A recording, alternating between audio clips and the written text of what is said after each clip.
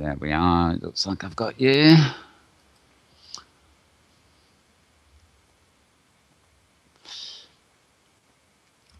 I haven't got a preview yet, but never mind. There we are. I've got the preview. Right, so about 1 minute to go. Just the 2 short intro clips.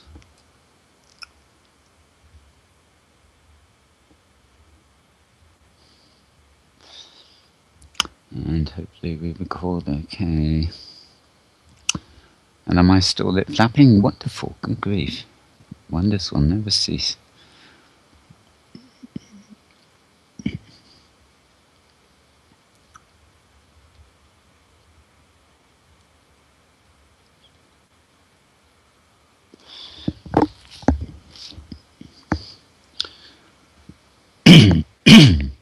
About 20 seconds.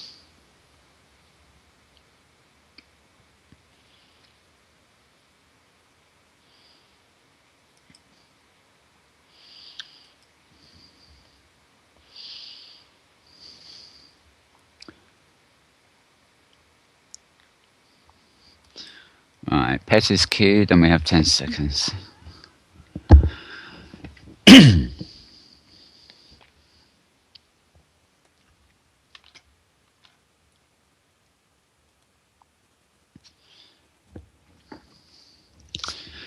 Well, hello everybody, and welcome once again to the show that never ends, or maybe it will one day, but it hasn't done for 6 years, so we're carrying on. And today is the 13th of October, so it's the latest edition of the Inworld Review, coming to you live from Chilbo and as part of the Metaverse Week in Review, of course. So, what have we going on today? Well, I'll be introducing some guests later. I think we're going to be talking quite a lot about Machinma today. But first of all, I'll just give you a brief roundup of the interesting things that I've been sticking in my Twitter feed all week. If you want latest news items, by the way, do follow me on Twitter. It's just twitter.com/Malburns. And there's an Inworld feed too for Malburn Space Writer, but we'll come to that later. Right now, I'm sort of looking at what's sort of going on in the open metaverse. And it's been fairly quiet week. Pathfinder Leicester, once upon a time Pathfinder Linden, of course, has updated his Pathlandia grid to the new D2 release, he calls it, of OpenSim. I gather a few other grids have already upgraded to the new one that came out about a week ago. And a reminder that Pathfinder has recently relaunched his Hypergrid Adventurers Club. So do check that out if you want to explore interesting OpenSim regions. Maria Korolov of Hypergrid Business, who was, of course, with us last week, has posted a few things. One is that there is a new database option available for OpenSim. That will be kind of back-end sort of things. I'm about to open a new link now for something that looked a bit interesting.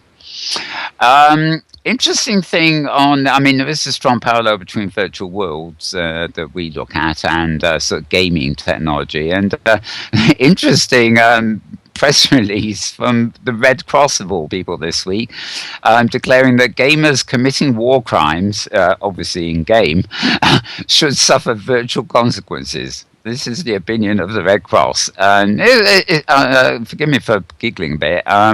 This is obviously quite serious, but their reasoning is that the immersion level is such that psychologically they are sort of adopting a mentality where they would be committing war crimes, even if they are doing it in a game. Right, let's scroll up here.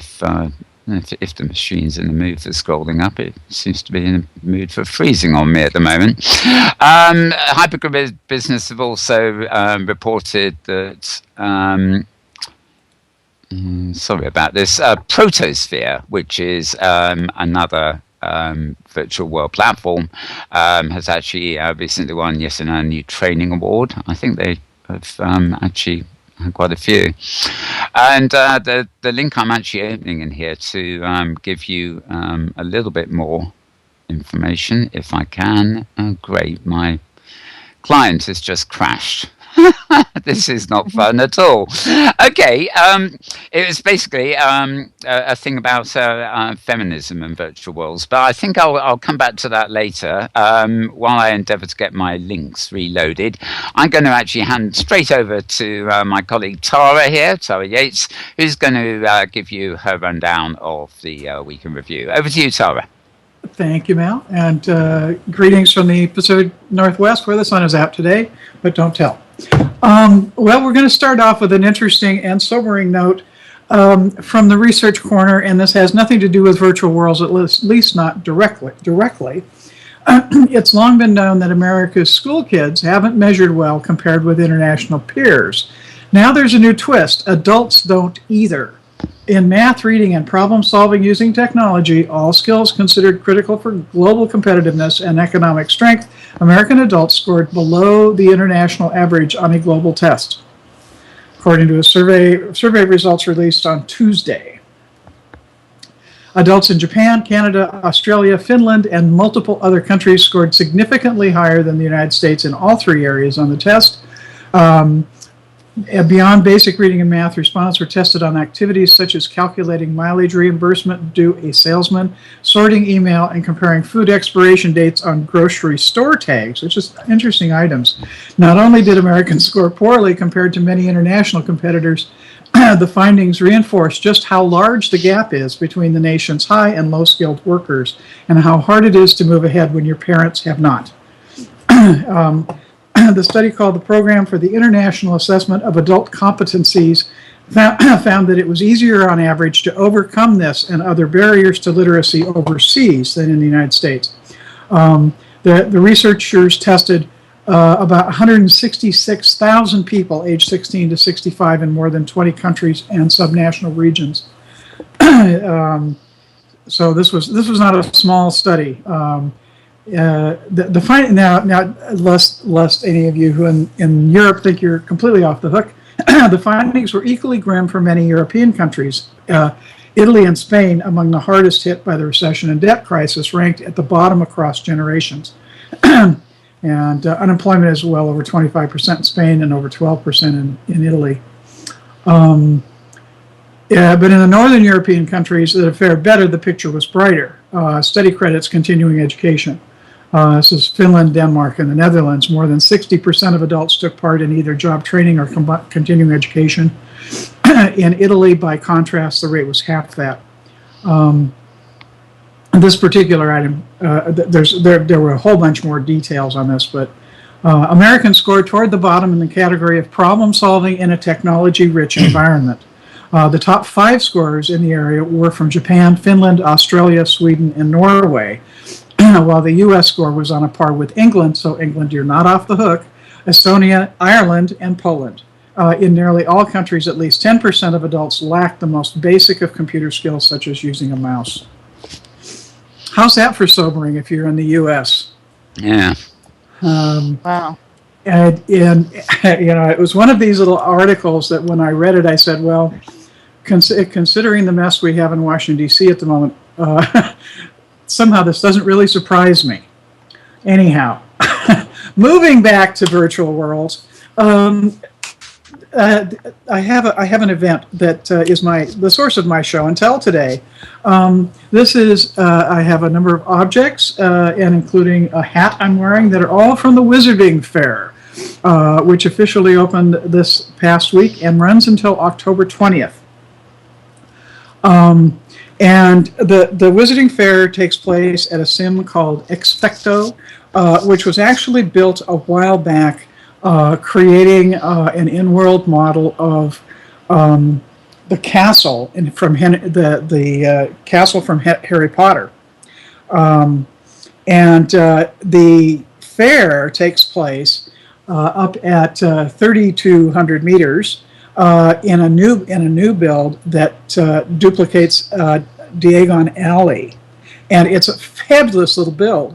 It's kind of like you walk through the through the wall, And it's just like being in the movie. I mean, I just stopped my avatar dead in its tracks and looked around for a while and said, "Wow!" So it's a wonderful little build, and there are some really nifty things to be had. And so let me just kind of give you a walkthrough of the items that hopefully camera Petlove can follow me around. The hat I'm wearing, this wonderful wizard hat, is a freebie. From Damon Fate, and there's a bunch some really cool Damon Fate stuff to be had, including the scarf I'm wearing, which was not free, but comes in all the house colors and has a number of different ways you can wear it. So it's got multiple versions and multiple sizes for both men. There's something like 60 versions of a single color in it. It's mesh. Yeah, it's mesh. It is. Damien Fate's all mesh, isn't he? Yeah. His stuff is just exceptional. But yeah, the scarf comes in multiple sizes and multiple different knot styles. So you've got all these different choices from a single scarf, which is just wonderful to have. It would be kind of nice to be able to share, get one and share it with somebody else who wears a different size. But anyway, that's not. Yeah.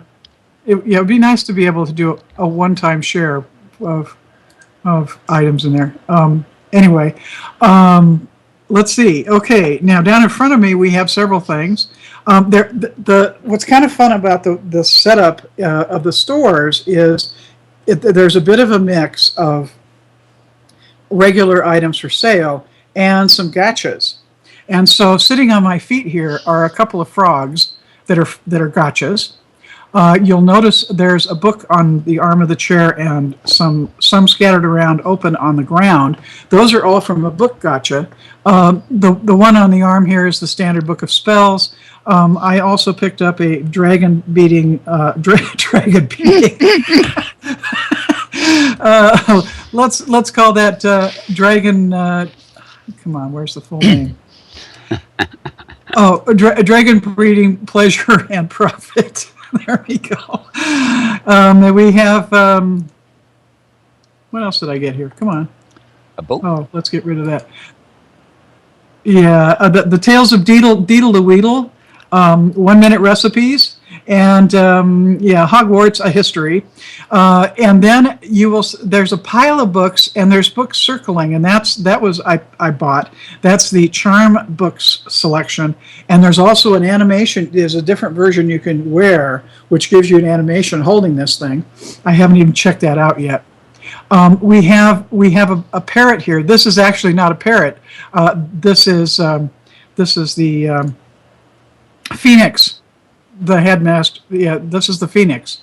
Unfortunately, this Phoenix does not behave like the Phoenix in Hogwarts, which periodically bursts in flames and turns into ashes and then rises from the ashes, of course, like the Phoenix does. But it's still a pretty fun one, and if you click on it, it gives you little messages. And then over here we have a plant, and I'm something of a plant collector. And this is yes, come on. Of course, I can never remember the names of these things. This is a dirigible sapling. You'll notice that it has these red things. Well, those are dirigibles. Those are balloons. So, it was just,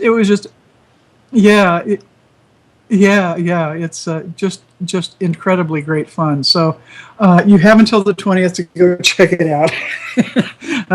And if you haven't visited, you can also pick up a little package, give yourself an observer tag, and go down to ground level where Hogwarts itself is. And it's an amazing, complex, wonderful build.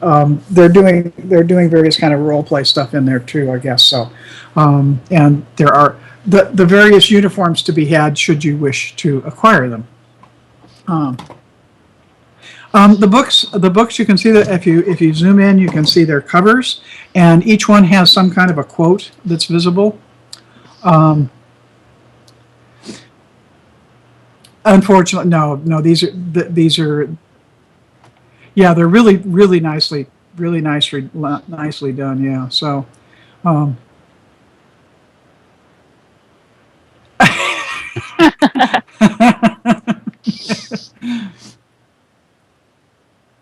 Yeah.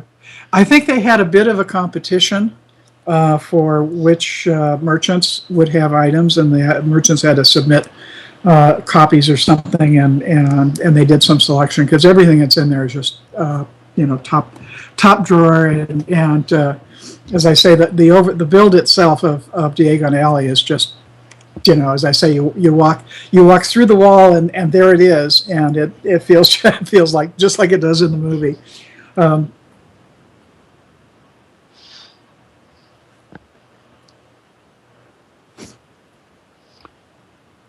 Yeah, let's continue. Let's continue with the headlines before I bring everybody in. Yeah.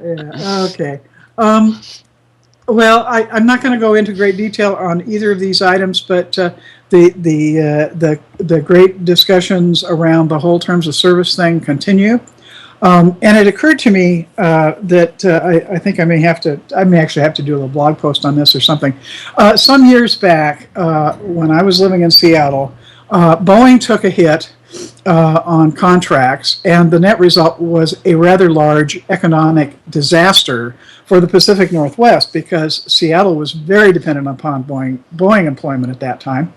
And at the worst of that, these billboards appeared up around the SeaTac airport, which said, "Will the last person who leaves Seattle please turn off the lights?"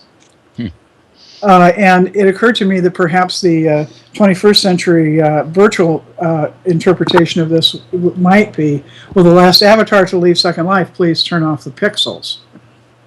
Oh, very good. Anyway, we haven't gotten there yet, but New World Notes, Hamlet's blog, he did a little survey, and his survey results match up rather well with the results that got talked about last week. And basically 266 people, 45% said the toss had caused them to stop creating or selling Second Life content. He had 12% who chose other, but he indicated a certain percentage of those were actually also in the stop creating or selling category too. And an attorney has kind of added a little note. Yeah, well, Agenda Faramet, who is, at least from Hamlet's blog article, it does appear to be knowledgeable about the virtual environments versus real-world stuff and copyright and all that sort of thing. Her comments are, Linden Lab's actions are tremendously short-sighted, and the entire problem could be remedied by less than 10 words. She said something along these lines: all they need to do is limit their license to uses within the scope of their business purpose. People might still be mad, but then it isn't nearly as stupid as a license grant. Anyway, she is going to be doing a presentation in Second Life someplace coming up soon, so watch his blog for information on that, because he'll have the details. Let's see, Burn 2, 2013. There we go. It's coming up real soon. There used to be. It used to be Burning Life, and they changed the name to Burn 2. So it's been a good. Yeah. Okay, let Tara get on with it. Let Tara read her headlines first, then we'll get into the chat. Me, but my avatar, I'm getting warmed up for Halloween, and my avatar is doing a vanishing act, and will be rejoining us shortly. Okay, well, I'll take a cue while you're still here as far as we can see, but never mind. While you're doing that, I'll just add a few things. Then I'll bring the other guests in, and we can continue with your news in a little bit, just so that we don't get a vanishing avatar on camera. So before I lost my browser, I pretty much got to what I was going to say. The only one thing of note is that the Unity game engine, which of course runs Unity 3D, which powers a number of sort of virtual installations, I think you can say, on the web, was updated to version 4.2.2 during the week. And one of the most fascinating things about it is that this new version contains iOS controller support, which means that you'll be able to deploy anything built in Unity with the proper code and everything to iPads and iPhones and iPods and whatever comes next is. So good news, Unity is got support for the iDevices, iOS. Now, the final thing I was mentioning before my browser rudely quit is I have a blog post up here from, it's actually elliebrewster.com, ELLIEBREWSTR.com. And she had a post up in the week saying virtual world sites for feminist teaching and research. Now, I often Twitter good destinations and nice photography in Second Life, so to speak. This actually went up on my main Twitter feed, though, because anybody interested in feminist teaching and research has a mine of information here. Basically, the blog post, I'll leave it to you to look it up. She just highlights various places in Second Life and virtual worlds that are useful for feminist research. There's the Afghanistan Museum, the Rara exhibit, the American Cancer Society, of course, Minerva, OSU Medicine, Path of Support, Slen's Midwifery Clinic, Virtual Ability Island, Virtual Harlem, Virtual Montmartre, Virtual Mount Beth at Foul Whisperings, Virtual Native Lands, and Your Yoruba Light Project. Go to elliebrewster.com if you're interested in any of those locations, or indeed want to know of any of your own and want to contribute to her list. So that's it for the sort of what we call the main metaverse news. I can now safely look at my browser by closing the relevant tabs, and I'll get to my Second Life news, as it were, as we get into the conversation and whatever. I do now see that Tara is back. I'm not sure whether she's visible on camera, but since she is back, maybe I'll hand back to you to round off those things you were rounding up, Tara. The things I was rounding up, yes, indeed. Hopefully I'm back on camera. Yeah, by the time the camera gets to me. Camera, voice, and everything. Okay. Let's see. So I was talking about Burn 2. Yes. Burn 2 actually officially opens next Saturday, the 19th, runs through Sunday, the 27th. And if you happen to be a media person, they're having a press day on Thursday. So get in touch for details on all of that. It'll be fun to see. The theme this year is Cargo Cult. And always fun to go prowl around and see that. Mal, did you mention that Oculus Rift is now officially being supported by Cloud Party? No, I didn't, actually. Well, you didn't. Okay. Well, I thought this was kind of interesting. Oculus Rift continues to get lots of buzz. If you happen to have Cloud Party, there is now an official plugin set up to use Oculus Rift in it. And at least some early positive reviews on that from on how that's working. So they're the first away from the block. Even though Oculus Rift is strictly a developer tool at this point, it's not into public consumption. Prime time, not. Prime time, yeah. And my last little item here is just who would have thought it? This year's Nobel Peace Prize produced one of the best tweets ever. The Organization for the Prohibition of Chemical Weapons won the Nobel Peace Prize this week, and it was announced on Thursday or so. Could have been Friday they announced it. This led to one of the best tweets ever seen. The tweet was by nobelprize.org, And the Organization for the Prohibition of Chemical Weapons abbreviates to OPCW, which will help you understand the tweet, which said, this was a tweet at OPCW from the NobelPrize.org. Please contact us at NobelPrize.org. We are trying to get through to your office. Think about that. The folks behind the Nobel Prize turned to Twitter. Okay. I'll come back to it later. Thanks, Tara. That's it. I'm done. Okay, that's great news. So I think it's about time I introduced the guests that we actually have with us on the panel. Now you've heard her voice intermittently since the beginning, actually, but it's none other than Petlove Petshop. So welcome, Pet. I think we're going to be talking a little bit about Machinma, so I certainly thought it was appropriate you actually be on the panel today, as well as doing the usual wonderful job of filming the show, and even talking us through the flycam process as you were trying to locate Tara's collection of things she has with us today. Oh. Yeah, I'm looking at the monitor. I think we've got a fair shot of everything there.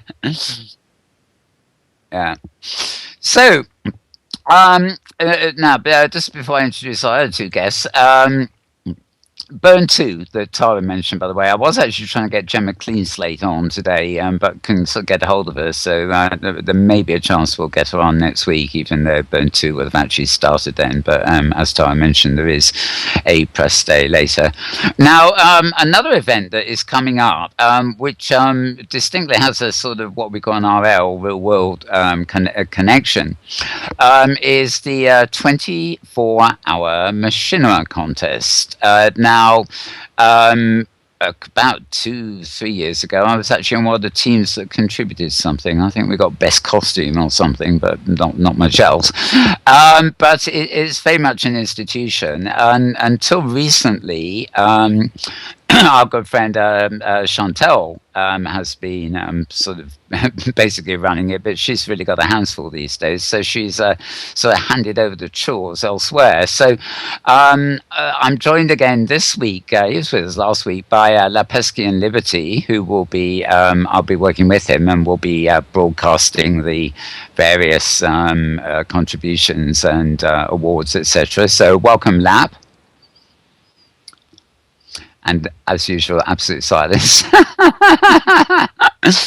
And Lap is... I'm sorry. I had my mute button on. I was so engrossed in what you guys were saying. I think you meant 48-hour when you said 24-hour, Mel. That might have been a little confusing to people. Oh, my goodness. Yes, I did. Yes, I did. Yeah. Yeah, that's Yes. more like it. It's the 24-hour sleepover afterwards, yeah. Yeah, very true. It's the 48-hour Machinma Festival. And this year, Chantel has handed the reins to Melissa, who, well, her avatar name is Panther Chanel. I'm not sure, what to call you, Melissa or Panther? So welcome, whoever. What should I call you? Yep. In Second Life, you can call me Panther. Okay. So welcome, Panther. And I think I'll actually start with you. I mean, I actually received an IM countless months ago now from Chantel Harvey, of course, I should say, and that, announcing she was taking us to the back seat, and introducing you as the person who's taking over, sort of organising this. And we're not too far away from the actual event, so maybe we'd sort of start our discussion by throwing it over to you and to tell us a bit about it. Sure. I feel like can you guys hear me? Yep. Yeah. Okay, fine. Great. Yeah. So actually, as Lep had mentioned, it's the 48-hour film project, and it's been in Second Life since 2007. I actually was the first producer in 2007 when we came in to do the 48-hour film project. And if you're not familiar with it, basically, up to 24 teams will compete to write, shoot, and edit an entirely virtual film, all in just 48 hours. And we started in Second Life. The first year in 2007, we only allowed teams who were filming in Second Life to participate, but we've since then opened it up to anybody who's filming within a motion capture environment. It could be OpenSim, Second Life, and or animated software Machinima like iClone, World of Warcraft, Grand Theft Auto, and other different gaming environments. And it's a really exciting event to participate in. The kickoff is going to be Friday, November 8th at 1400 U.S. Eastern Standard Time. And at that time, the teams will kick off, and each team will be given a genre, a character, a prop, and a line of dialogue to be worked into their film. So this way, it discourages people from trying to write their movies and their films prior to the kickoff. So they're going to get these surprise elements that they're going to be handed prior to kickoff, and then they'll have the weekend to finish their films. I can provide a link right now to the website, and I think I was going to Skype it, but since right now my computer, I can put it right into chat here for everyone. Right. Mm-hmm.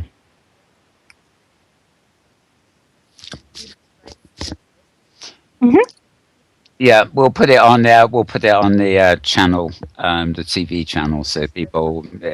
Yeah, it's actually fairly easy, isn't it? It's if you want to read out the URL, it's just sure. Yeah. It's www.48hourfilm.com/en/machinima, MACHINIMA. Okay, well, we've got that. We got that in the channel chat now, so viewers can actually click on that directly from the web where they are. But don't leave our site, will you? Please, just click on open new tab if you're really that impatient. Right. Now, I was just going to say, Panther, of course, as well as the Second Life history here, we have to bear in mind that the Machinima contest that this is actually, of course, part of a much greater 48-hour film project that it involves making films in real life too. So it's very much part of a greater effort, isn't it? It most certainly is. They started out in Washington, D.C. with one city. And the person who started the 48-hour film project, his name is Mark Rupert. And he started, like I said, out in D.C. And he's expanded out. It's an international competition at this point. They have 120 cities, and they have city producers that run this competition every year in each one of their cities. So it's a really exciting event, and one of the exciting things about participating in this event is that when you participate, teams will be entering an international competition, and their film could not only win this Machinima competition, but then if it does, it could go on to Filmapalooza, and then if it wins Filmapalooza, it could go on to the Cannes Film Festival. Wow. This reminds me of Relay for Life, which is a huge charity run in Second Life, which viewers will be familiar with. And, they have relays all over the world, principally in America. But Second Life relay is so big that it actually counts as a city. So I suppose in similar ways here, Second Life counts as a city in the 48-hour Machinima around the world, so to speak. So that's absolutely great. It sure does. And it's like I said, it's an exciting thing because right now we don't have as many teams as, say, are competing in other cities. So there's a higher chance that the teams that participate this year would potentially go on to Filmapalooza and Cannes Film Festival. Now, as far as Machinima making is concerned, or makers, I should say, how they've got the website address now, of course, but how long have they got now to actually get submissions in, and is there any specific criteria they need to think about, other than the surprises they get when the launch day comes? Well, teams are encouraged to set up their team. They can scout locations and plan as much as they can, other than writing and doing any pre-shooting or any pre-editing. I encourage people to register right now on that website so that we can start planning and getting all the paperwork in place. It's $48 US dollars to participate, which I know is challenging for some folks. In the real world, it's actually $125. So we've dropped the price significantly for Machinima.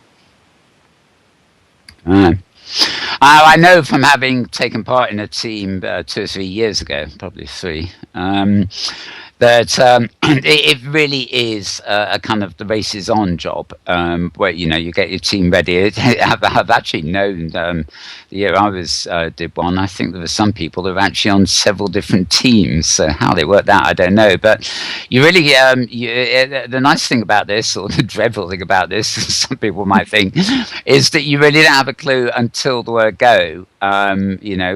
What you're going to get up to in the 48 hours. You'll have a choice of subjects. So I don't know, there might be romantic comedy, horror, sci-fi, or whatever. But also if I remember rightly, there is a line of dialogue that has to be included in the script somewhere, and there are at least two props that have to feature in.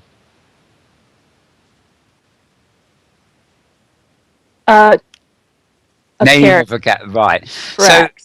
So this actually prohibits you doing too much advanced work. You can location scout, as one does if one's making machinima, and build up an inventory of suitable locations, but you won't know to the last minute where you're actually going to go and film it and everything else. So it's really level footing at the beginning, isn't it? Yeah. Mm. Mm. Right. And we have a list of genres on the website as well. And that's when you go to the website, you can see 4 filmmakers, and then there's a genre link. I'm somehow not able to get my link to post into the live chat. But it's a list of genres including buddy film, comedy, crime, gangster, dark comedy. So that's sort of that overlap you're talking about. This comedy stuff. They don't. Oh, we got a few of them here. They have musical or western, so that would be great. If you got musical, you could do a karaoke western. Actually, that's later on in the show, when the Weekend Review show, when we hand back to it, we got some Machinma films coming up, and there's a 2-parter. We've only got the first part this week. I forgot what it's called, Golden Country or something, but it is a musical comedy western. So if you like the idea, folks, stay tuned. We got one of them coming up, and part 2 next week. But I forget. It's coming up later. But one thing I was thinking is that the level footing here is that because of that surprise element, you can have a regular, well-known machinima team, and you can have somebody can build up, a group of friends can create a machinima team, and at the start point, at least, they're going to be on a level footing. So there's shall we say, the professional companies are not necessarily going to have any great advantage. So if you just fancy yourself entering something like this, you really should do, I think.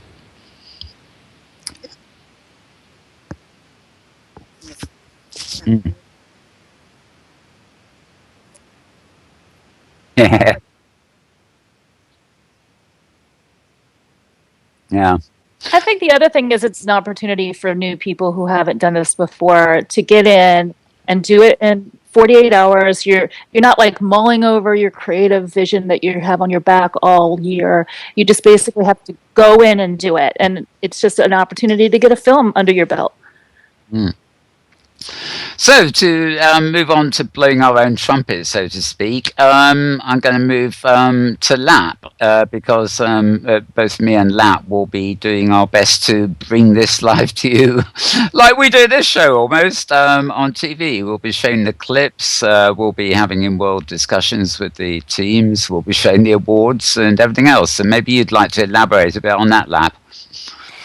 Okay, thanks, Mal. We are over in the pages that the links are in there for the Machinima pages. Telling you give the times and the dates and the schedules and all that. You might notice that the location hadn't been announced yet. The location will be on LEA 4. That's the region name in Second Life, LEA4 in Second Life.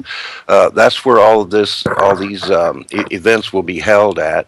And over there, you can go over at LEA4 now, and we've set up a couple of different things. We're not quite sure exactly, but they're all within meters of each other. So basically, if you get to LEA4, you're going to get to where it's happening.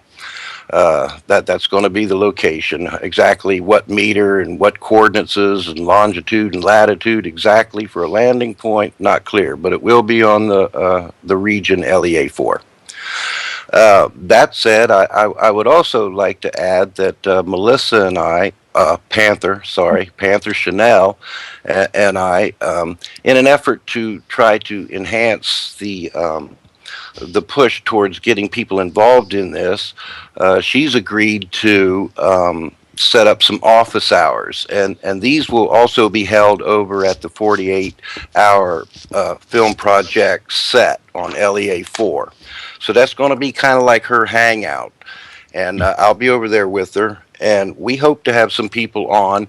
And what we want to do is, kind of go over the rules and things that people have questions about in the project, to be able to offer advice for, such things as, what resolution settings, how do I get my Second Life to be this resolution or that resolution, or what resolutions, right, Yeah. they are requirements in the thing, and so that might confuse a few people if they're just used to offhanded filming, So we want to make ourselves available to explain them. Now, we don't have the office hours, as it were, set up yet, the schedule, but that will be forthcoming as soon as Panther here gets her schedule together for us, and what times during the week we'll be over there. We'll be getting those out to all the Machinima groups by way of notices in World, so that the community's aware of exactly when these office hours are over there, so that they can take advantage of that. Secondly, I'd like to say that we've set up some Dropbox services. This is on a View TV or with a View TV,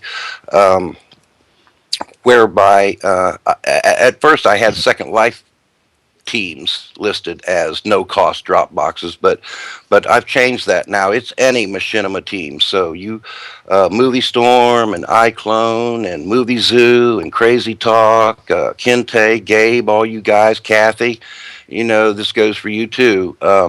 When you're making these films and you're collaborating with the team, a lot of times it's hard to get large files back and forth to each other or to the team leader for editing or whatnot.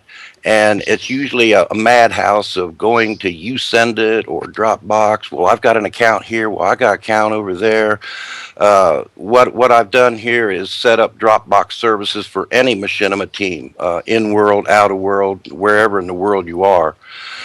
This will be a free service where the team leader can collaborate with his team members and do file sharing or whatever, not all in the same place rather than being scattered all over the world.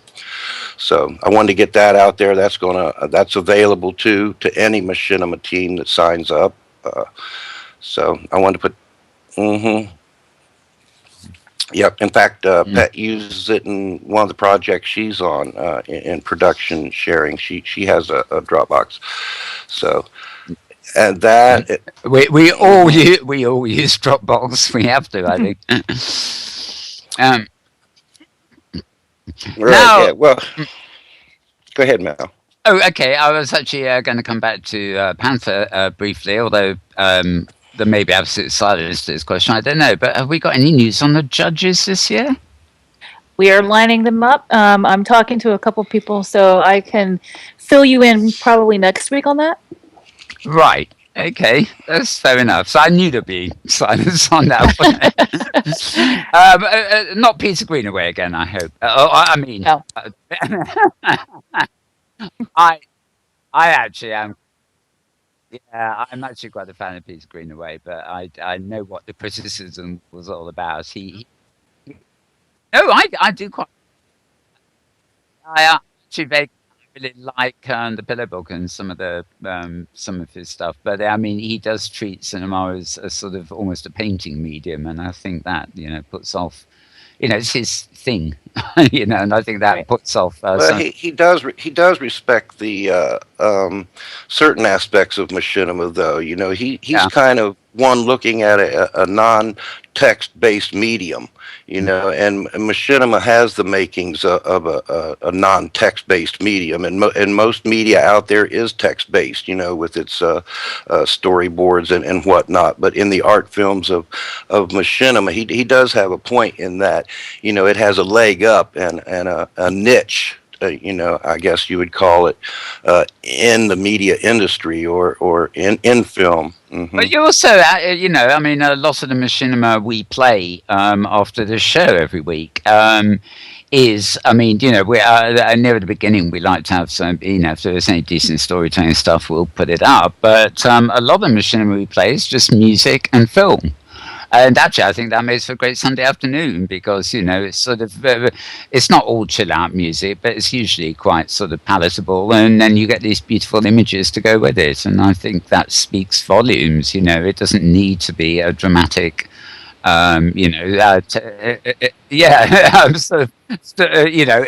intricate storytelling, although that is great as well, so.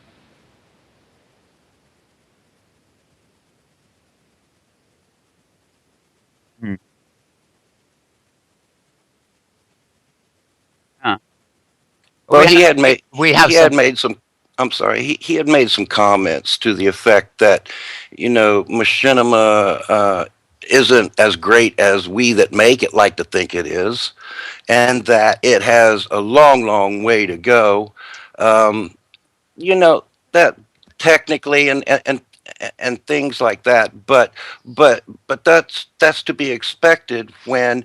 If you take machinima and you put it in its timeline in the whole history of filmmaking, certainly we have a long, long way to go. We just got here, so to speak. You know what I mean?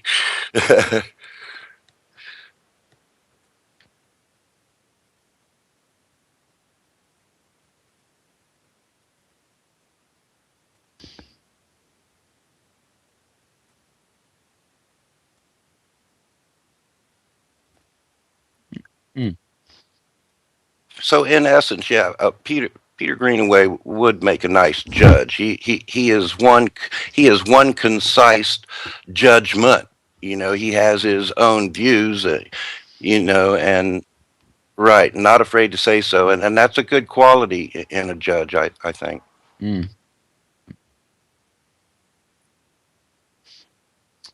Oh yeah, he's been a He's been around. He's been around quite a while, yeah. Right, and when it comes to animation, I think Chantel Harvey's partner Tony Dyson would make a good judge or advocate as well, because of his work in animation, in creating the animated characters for Star Wars. So. It's funny, about half an hour before the show started, Tony dropped into Second Life. I almost pulled him in here.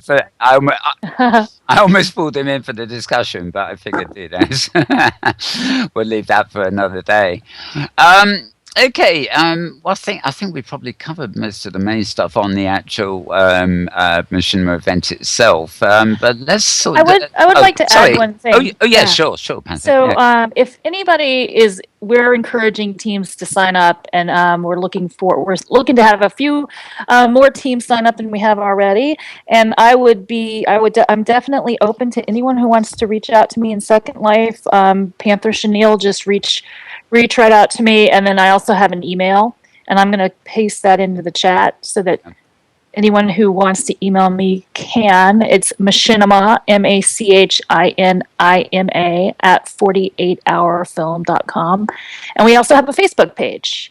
So I encourage anyone who has any questions or any reason why they thought they wouldn't want to register and participate, please reach out to me, and I'm here 24/7 to talk.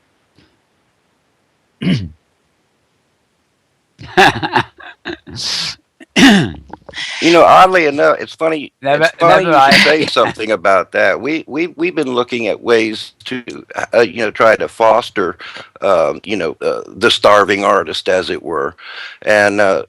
But we got to do it in a way that's copacetic with the company or the family or the main guys, and get everything worked out. And maybe we might be able to come up with something like that, and maybe not. We can't commit ourselves, but it has been thought about. Yeah. I would think, is there any, pardon me, any rule against the participants being sponsored? In other words, if somebody puts a team together and finds somebody to sponsor their entrance fee, that would be allowable, I think, wouldn't it?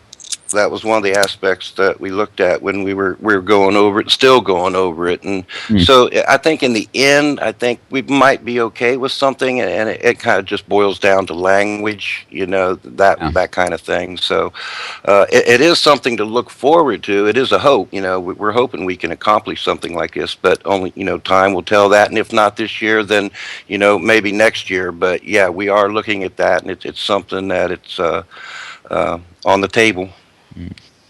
Yeah, and we've discussed it with 48 Hour Film Project headquarters, and there's just, we just want to make sure that we're making everything fair to everybody. Yeah, of course. Yeah. Well, yeah. Well, yeah, you would tend to get the thing that University of Western Australia get. And that is that, they have these maybe 4 Machinma contests a year. And, of course, everybody enters at the last minute, but that's not the point. I mean, entry is actually free. So I know from being a judge on their Machinma contest that, the quality variation and things is tremendous. And there's also a bit of an overkill. I mean, it took me, 64 hours to actually view all the entries last time. In one sitting. It was no. Actually, sorry, I think I've got that wrong. I think it was 64 entries. But it was a goodly number of hours too. I think it was about 7 or 8. To actually see it all in one foul swoop. And I think when you do have, it's a bit like Melanie was talking about Avination last week, saying that they, to avoid copy botters, they have a fee. It's not an exorbitant fee; it's something people can live with. But by having that fee, the copy boss or someone will think twice if they've got to pay to upload it. So it's the same thing here. I think it's just a small token that says well, we're serious about this. We want to do our best, make a good entry, cough up a little entry fee, and take part. If it was really open to anybody and everybody, I suspect you get more entries than you could go with. there is a downside to creating a fund or a grant for the starving artist. That's what I call them, to take part in the project. The downside to that being, we're putting up the money, they're registering, and let's say because it's free, let's say we had 50 entries in the 50 Machinima teams, and we sponsored all of those, and then in the end thing, only 10% of those people actually finished their project. You see what I'm saying? Now, the fund is already out the money and didn't get the content either because they just didn't even finish. And you may have that liability if it's free. Like, oh, heck, it didn't cost me anything. I didn't get it uploaded on time, or I didn't use the right prop. UWA in its film contest has a lot more laxed rules or guidelines to make your film by, where you have these particulars. This could be cause for people to get caught up in trying to do it and not complete it. So you got to kind of watch that thing too. Yeah. Very true. Well, let's if you think of anything else as we're going along, bring it in. But let's widen the conversation a little bit to some other stuff we can talk about at the moment. And I should say that I think we're avoiding the Linden Lab TOS and all that this week. We had a big enough discussion last week, but there is actually a new contents creator group that was started up as a result of that, and I will be having somebody on next week's show who's going to be telling us all about that. So that is one story that's not going anywhere fast. Well, it's accelerating fast, of course, but that's a different perspective on it. Now, I've just opened up a page for the University of Western Australia, and it's not there, which isn't very helpful at all. But while we're on the subject, Lap, I mean, we something that featured last week, of course, was that Brino's sort of leaving the LEA committee. But something of my events this week, so to speak, and this bears on Machinma too, actually. The LEA's Full Sim Art series for October has featured Rebecca Bashley's Color Key. Now we've got two Machinima of this installation coming up later on the main show. But I'm quite a big fan of Rebecca Bashley ever since, well, I can't remember what all the installations are called, but it's really complex, very, very interesting work indeed.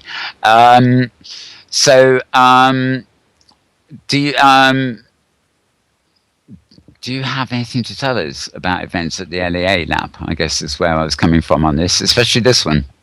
Well, since this issue with the toss thing and everything, I've been a little more, what do you want to call it, focused, on the lands and what's going on with the LEA to see if, I think on one region we've had one artist kind of like stop his project in the middle of it and just give it up, in because of the toss.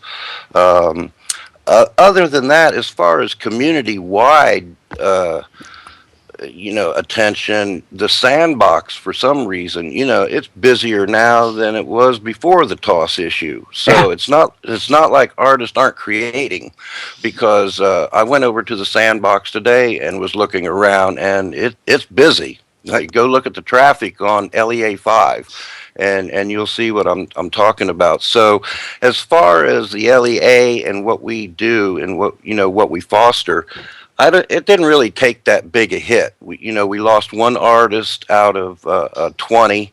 So that's really not bad. Maybe some of the others have slowed down in their project a little bit, waiting the outcome or waiting some reversal or something like that. But they haven't left or given it up or anything like that. They've kind of taken a wait and see attitude. But as far as traffic and what's going on, the Machinima Sim over there, the Machinima Open Studio project, its traffic is still real good. And I also wanted to put a plug in for that with the 48-hour thing. If you're looking for a place that's publicly allowed to film and use the content that's there, and it even has a res limit. And Chick told me she had raised that res limit for people doing 48-hour films. You could add your own props to it, and whatever. But there's like 50 different locations, different, sound stages and places to film, and different, all kinds of things. Sci-Fi Lab. So you might want to check, and that's LEA 7. That's the Machinima Open Studio project is LEA 7. The Sandbox, which anybody's welcome to and open to the public, is LEA 5, and like I say, it's doing real well. So all in all, and here again, we're also hosting the 48-hour film project, which is a pretty big event for us. So the LEA, all in all, is doing real well. Whether Bryn is there or whether she left, I wish her well in whatever she does. I don't really think she's going to leave Second Life. Let's face it, without a Second Life, who was Brino? You see what I'm saying? So, they... I never heard of Brino before I heard of Second Life, I'm sure she's an artist in her own right, and a great one, and all of that, but I wouldn't call her so standalone or anything like that, Actually, to me, my whole concern out of the toss thing, after listening to everybody back and forth on it, and the big question is, Linden Labs having the right to do this and that and this and that, and they own our stuff. I'm wondering if the creators have the right to sell Linden Labs stuff since they own it now. You know, can I go ahead and sell this? Can I sell their content if they can sell mine? You know what I mean? That's what I want to know. Maybe Well, I can.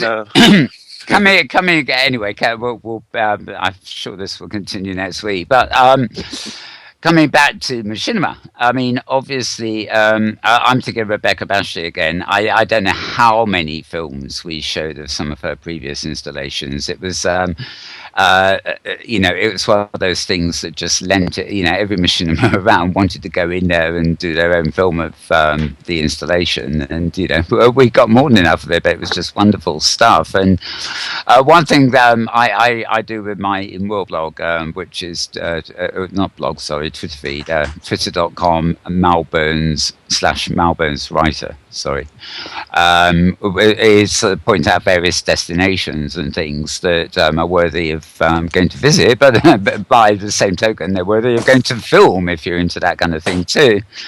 And I'm getting a lot of background noise on Skype from somewhere, but we'll live with it, hopefully. So I've just been looking up a couple of other places, and one that came up this week, there's actually a blog called Ziki Questy, that's ZIKIQUE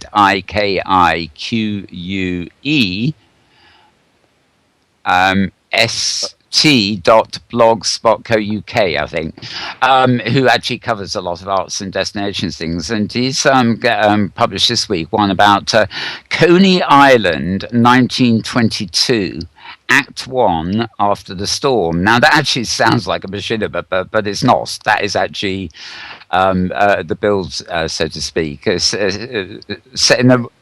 It is, isn't it? Coney Island 1922, the Roaring Twenties. But I'm sitting here looking at the still photographs that accompany the blog and thinking, oh, there's a machinima in the making here for sure. It just looks like that. Yeah, have any of you seen that or are familiar with it?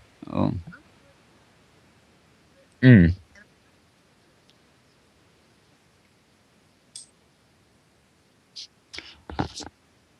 Oh, yes, she is a filmmaker as well. There's several of her films on a view.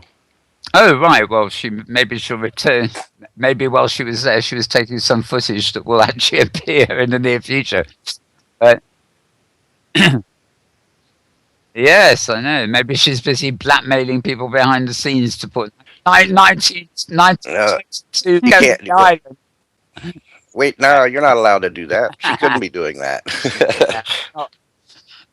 Absolutely not possible. Well, in other destinations too, I've got this is from a blog called Be Happy in SL, or one word, .wordpress.com, and it's a nature and PTSD mental health awareness retreat in Second Life.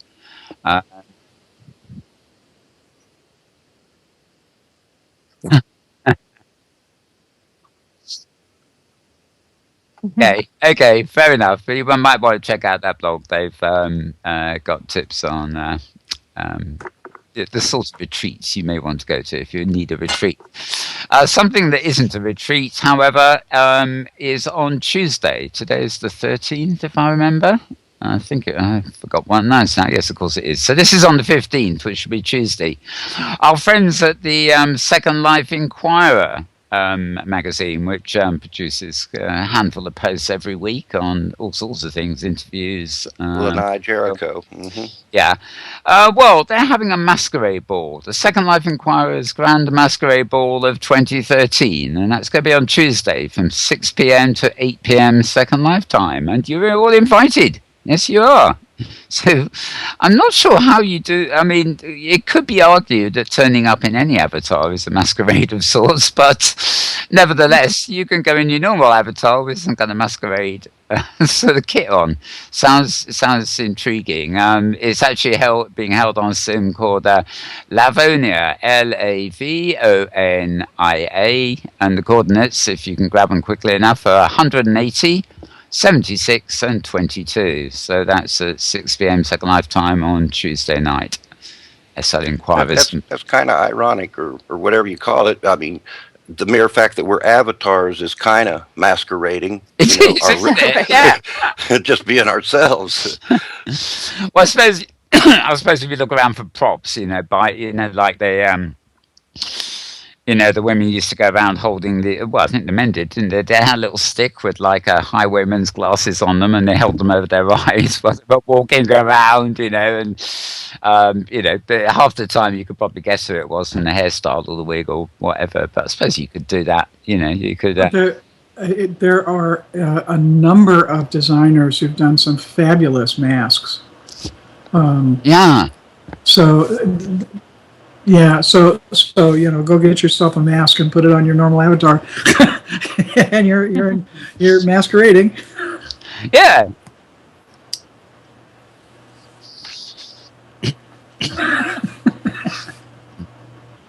It's actually an interesting, you could actually create a competition out of this kind of thing, really. But, forgetting that your avatar may be a mask anyway, your avatar is your personality and it's known to fellow avatars if nobody else. As long as I didn't type anything, no. Yeah. I'd be all right. Well, yeah, that's what I'm thinking. That's what I'm thinking, there could be a competition to see if you can guess who the avatar behind the mask is. Obviously, you'd have to I'd have to change. Yeah, and I'd certainly have to. I'd actually have to make a point in changing to it. Most people would know me immediately because of my costumes, but so I have to find a new costume and a mask. But, the first one to be exposed would be the winner or the loser or whatever. Who knows? Who knows? It seems like wear your purple pimp outfit. Yeah. Oh God, how many years? I did have to resurrect it recently for something, but yeah, the old purple newsman sort of kiss, I don't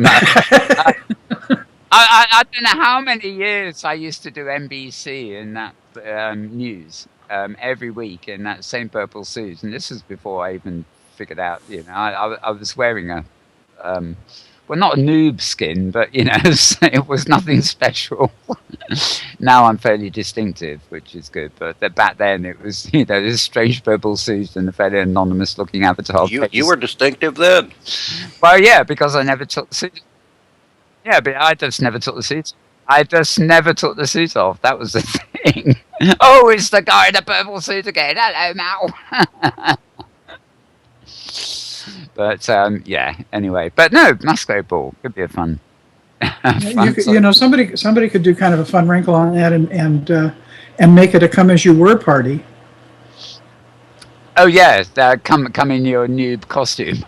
Yeah, and basically say you've got to dig around in your inventory and figure out where you started, and then see how many people can match up your noob look with your current basic look. Okay, I've got another quickie news thing here for Second Life, and that is Lumia, the client that you can use on Android tablets or any Android system for viewing Second Life, has had yet another update. They seem to come weekly. It's now updated to version 2.5.5, so if you like using Second Life on your Android, check out that update. What else have we got here? Not much. We've covered Burn 2 already. Faye Sweetwater just made a film of her playing Second Life on an iPad. And I'm trying to think of the name of the app now. Well, but it's kind of like PC Anywhere, basically. It just kind of connects your... I actually have that here. I simply, if I wanted to, I could fire up the thing in my tray right now. And it sends my Windows screen to my iPad, and I can view my, it's like I can go sit down with my iPad and view what's happening on my computer. It's, and you can interact with it. Oh, yeah. It simply puts your computer screen on your tablet, but you need to be in range of your own Wi-Fi. In other words, I could go and sit down and lounge around and hold my iPad and watch what we're doing just now. I wouldn't. Oh, I didn't know that. Right. You have to be on your own Wi-Fi?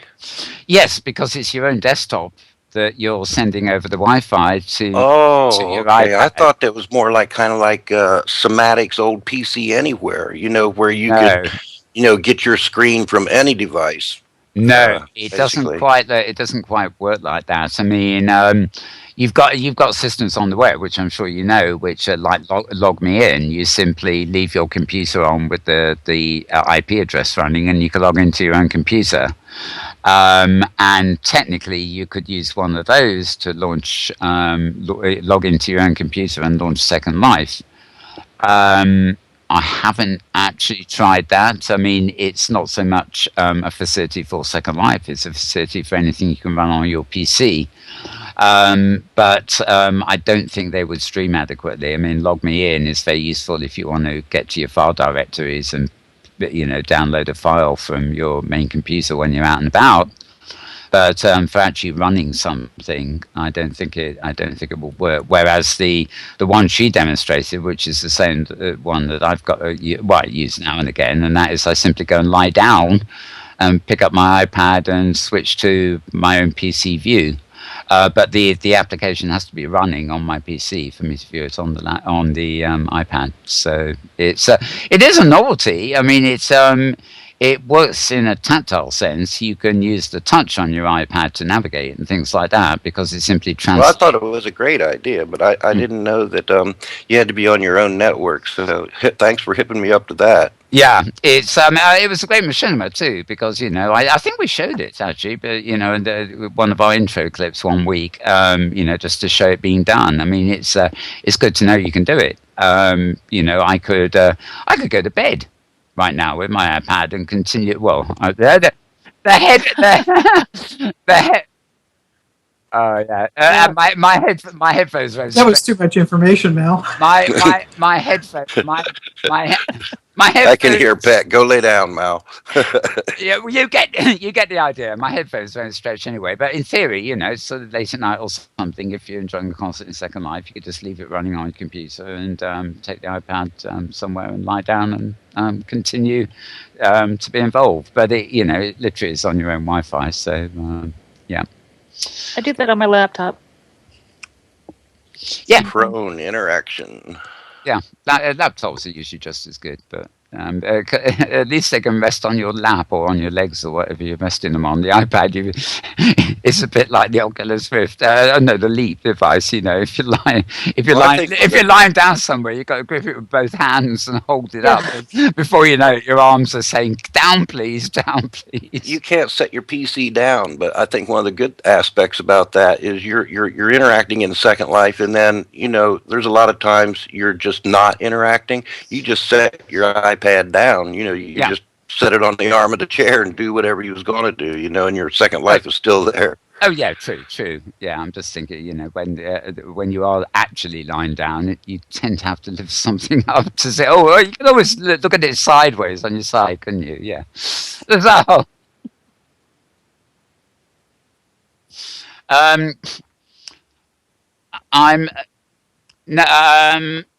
I have heard that Apple is selling refurbished ones that I've never seen for sale with 125. Well,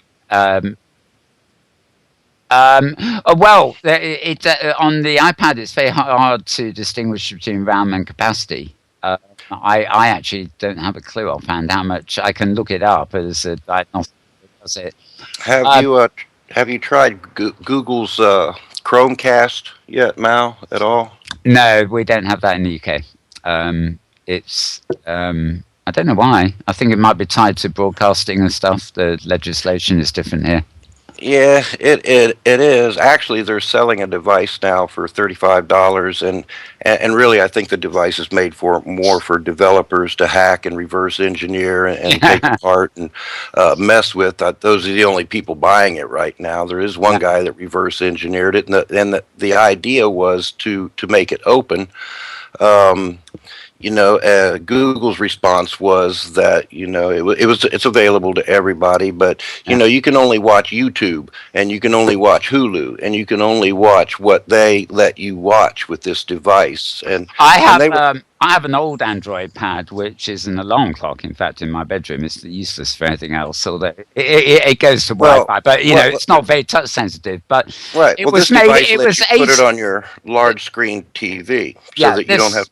Yeah, like I do that with the iPad. I mean, I can just send it to Apple TV and get, big. Yeah. Right. It, Well, it's people not. It's not. want to be able to put their local Mm, content on their big screen TV. They don't want to have to, but to yeah. watch YouTube or this or that. And that's what Google is kind of being apprehensive about, being forthwith about. They want to say this is merely just nothing more than an HDMI connection to your Yeah. TV. Well, an HDMI cable doesn't restrict what you put through it. You know what I Yeah. mean? And where their Well, device. I do this quite a lot. I mean, I anything that's of interest on YouTube, Vimeo, and the rest, I actually download, and then I play it from over my local network on the TV because it's more satisfying to me than going to YouTube and watching it in a window on the web. I just watch the Right. first few seconds to decide whether it's any good, and then I download it and watch it Well, at my leisure. But I Well, I mean, was looking at it as maybe a means of like putting a View TV on television sets, but with that well, kind of filtering, you can't get on there. So it's well, this is the problem I find with Apple a lot, and it's increasingly becoming a problem actually, and well worthy of discussion. I mean, politics, in our so-called democracy. I'm talking about the UK here. When you go to elect the political party, you've probably got a choice of three if you're seriously, maybe only two if you're seriously trying to elect somebody for government. And you don't. You call it democracy, but you don't really have any variety. If I'm a vegetarian, which I am, and three recipes on the menu are meat, then it doesn't matter whether it's pork or beef or lamb or whatever they concoct. There's nothing there that is for me. So traditional television, has been very much the same thing. The network operators they want to control your menu. Now they know that they have to give you a menu because it's the modern age. They have to give you the illusion of choice. And they have to give you, and they do give you menus based on your preferences, like music, movies, sports, stuff like that. Yeah, well said. Do I? I'm not interested in broadcast television, traditional broadcast television, for that very reason. There are nice dramas that I will watch now and again and things, but I'm not going to sit glued to a box that does everything to keep me on their channel by seducing me with something that might just be of interest in the first place. In my case, probably not. But the problem now is that broadcasters and like ISPs, they've seen the advent of broadband, not to bring virtual worlds like Second Life online, but to actually find a nice, convenient, cheap way of streaming their TV programs the old-fashioned way. The broadcasters love it. The ISPs don't like it because they've got to cope with the traffic and they've got to pass the data traffic on to the customer. And, it seems a farce to me. If you can have something over the air or via cable, why bother to use the web? But the web is valuable because it is the new media. the You can internet. watch your Machinima, for example. You can, it's yeah, it's video on demand. Yeah. So yes, I mean, if I could fire up live stream on my iPad, and then I just send the signal to the Apple TV, and I've got it in nice high resolution on a big screen. If I'm watching a replay of something else, not one of my programs, that's the way I would do it. Normally, it's more Well, satisfying. it's like I've always said about content. The content is king. Internet has made content free. So Mhm. the thing, even though content is still king, access rules the castle, and that's what this is. Yeah, all this content's out there, and through one network or another, you can probably watch it even free somewhere. You know what I mean?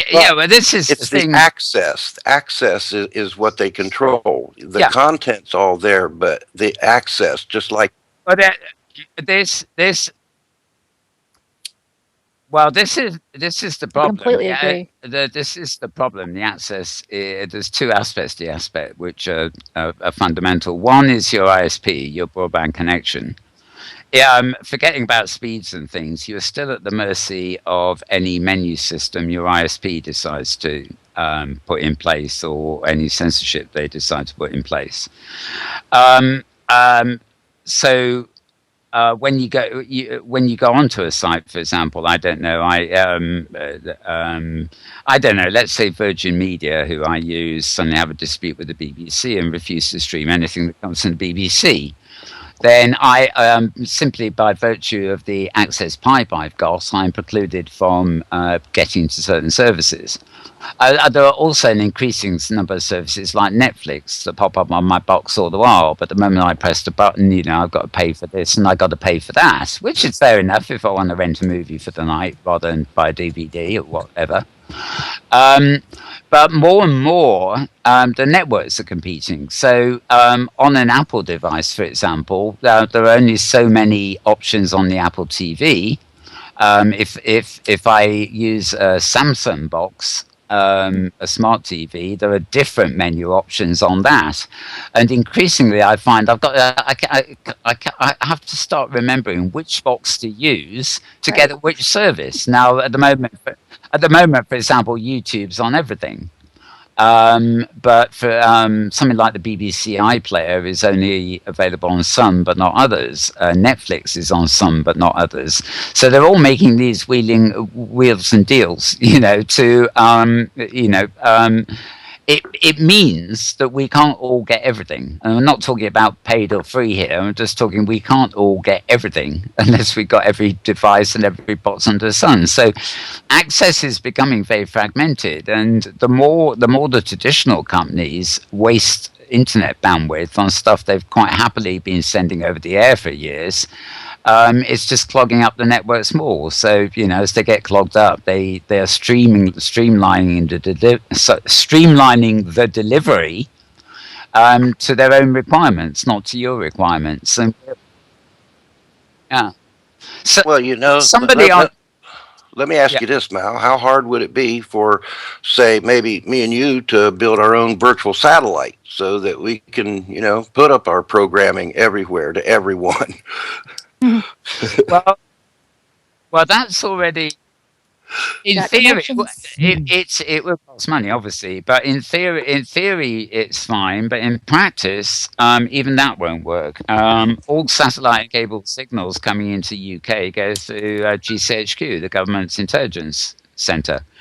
If they don't want a television signal of any sort coming in, but they're not used to dealing with virtual frequencies.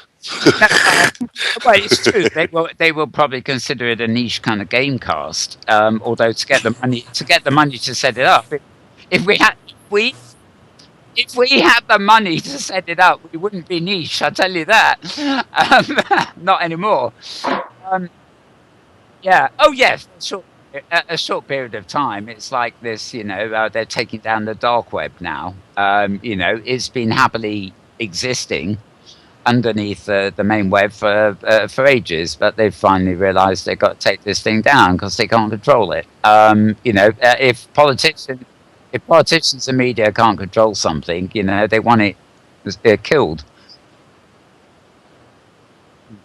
Oh, I think in the future we're going to see big changes. The whole demographic is going to change, the nature of economies, everything else. But at the moment, these they're diehards. They're the big media and government are just hanging in there for dear life, trying to keep up with what's going on. There'll always be somebody who's ahead of them.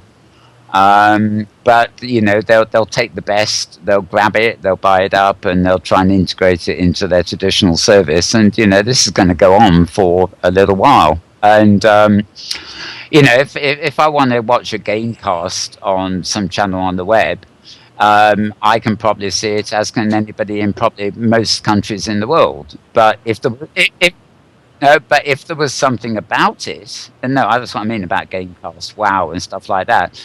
But if there was something about it that they didn't want me to watch it, then that could be taken care of too by the government sort of censorship routine. So this isn't the web that was ever originally created. It's becoming a whole new thing, for packaging, and sort of there's a lot of power with the big media and the ISPs because the governments can actually put pressure on them to control what you can see, basically, and go to, and it's not you know, yeah. Where do you see things like Roku fitting into this? Who? Sorry, Panther. This is Panther. Roku. Oh, it's another streaming service, isn't it? Right, and you can be an individual and create a channel. Yeah, and it has live streaming too. I think these things are actually the future. I think it would be a long time before individuals creating channels like I've created this live stream channel for years and years. I think it'd be a long time before they start coming under scrutiny and censorship. Except, of course, if I was some kind of terrorist or something like that, and I was using the channel to advocate that, and it on the radar, yeah. But to me, it's aggregation and sharing. I pull together the best of what I like, and I share my preferences and what I like. And if people want to view that is absolutely fine. I treat it more akin to an actual broadcasting operation than somebody just making a list of YouTube favorites would do. But it's the same thing. You aggregate the content or create the content from scratch, and you see how it goes. I had an interesting, off-record conversation with Dizzy Dragonash at NBC, about differences a couple of weeks ago, and I'm saying, well, I run Metal World channels, as aggregation channels, and programs like this are just plus points. I said, when I first started doing an Inworld, when I thought, we're competing with Metaverse Live, but Metaverse Live was off air by then anyway. But I aggregate.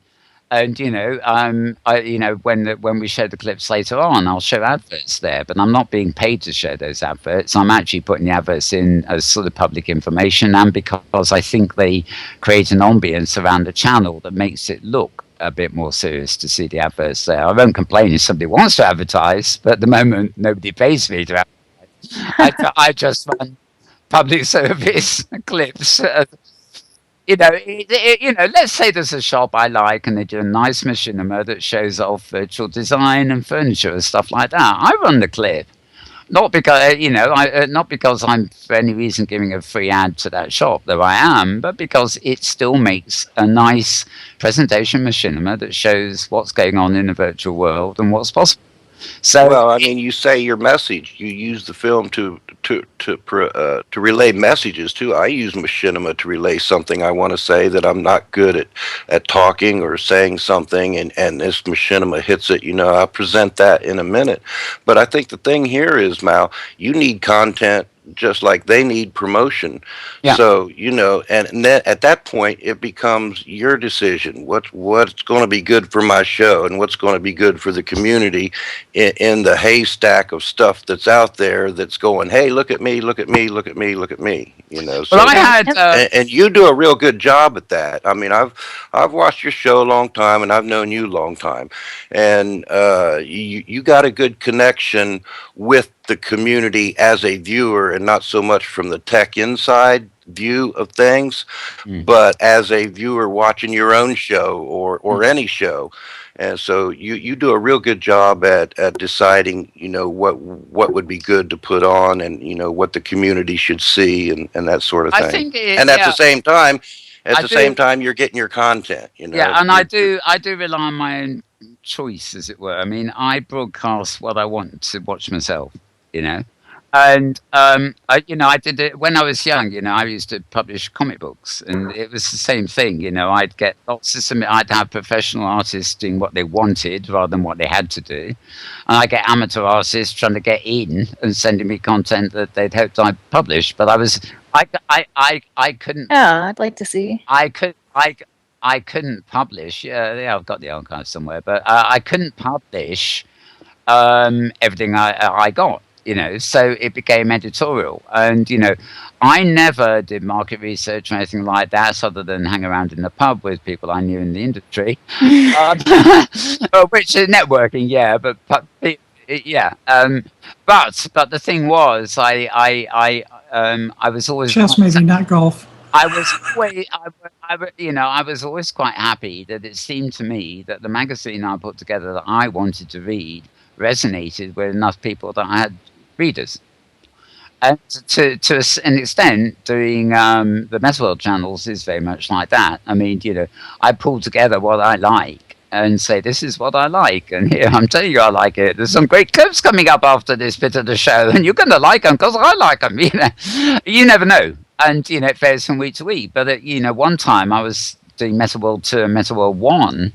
And this channel, MetaWorld 2, for example, is called Real Virtualities. That's its name. And, it was a play on, swapping real and virtual around. But the idea was the emphasis was on real world events, conventions, stuff like that. There aren't enough of them now. And the more serious side of things. Whereas MetaWorld 1 was more of a lifestyle stuff where I'd be indulgent. This is what it's like living in world. Whereas this channel was more a case of this is what the immersive world's all about. Nowadays, it's really just this because there's not enough to fill different channels, and we overlap. I To like some the extent. Inworld review. I think most people that watch this show refer to it as just the Inworld review. Yeah. And that's what they look for. They look for that logo. They look for that thumb. They look for in-world review. They don't look for MetaWorld 1 or MetaWorld 2 or virtual reality. But actually, this show is technically, this is the in-world review, but it's simply the live bit of Metaverse Week in Review, which is actually the only thing now that's on MetaWorld 2. I don't know how people keep the links. They possibly use MBTV Live NU because it's the shortest, but it doesn't matter. They're just used to they're used to what they see, and most people will be watching both in World Review on YouTube, and they'll be watching Metaverse Week in Review, which has got a whole lot more in it via live stream, and they'll be watching it all week. I won't know to the end of the week how many viewers I've had because they watch it on a View TV quite a bit. I know that. Yes, yeah, exactly. I mean, it's the code goes back. I think the code goes back to the count at live stream and YouTube. So it's sort of people will get it. Mm-hmm. People will get it any which way, and that is good. This is a quibble I often have with especially Treat, but other broadcasters. They somehow think there's an advantage in copying BBCs and stuff and keeping everything in their own archive and forcing people to come to their website to see it. I just want it out there everywhere. I don't care whether they're watching it in an AView HUD or on AView's site or MBTV Live NU or anywhere else it gets. Right. That's my thought. The more the merrier. Yeah. That's always been my opinion. And View TV is not about come because you can watch this stuff on Vimeo. You can watch it on YouTube. You can watch it on your show. You can watch it anywhere. Anyway. The thing about a View TV is it just kind of gathers one aspect, like a community. It's a community project site, AView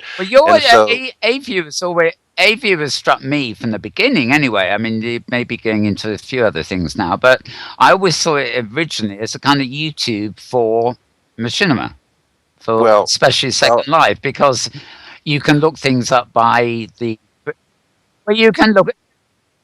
You can't go to anything I do, for example, and look up films by a given machinima maker, whereas you can at AView.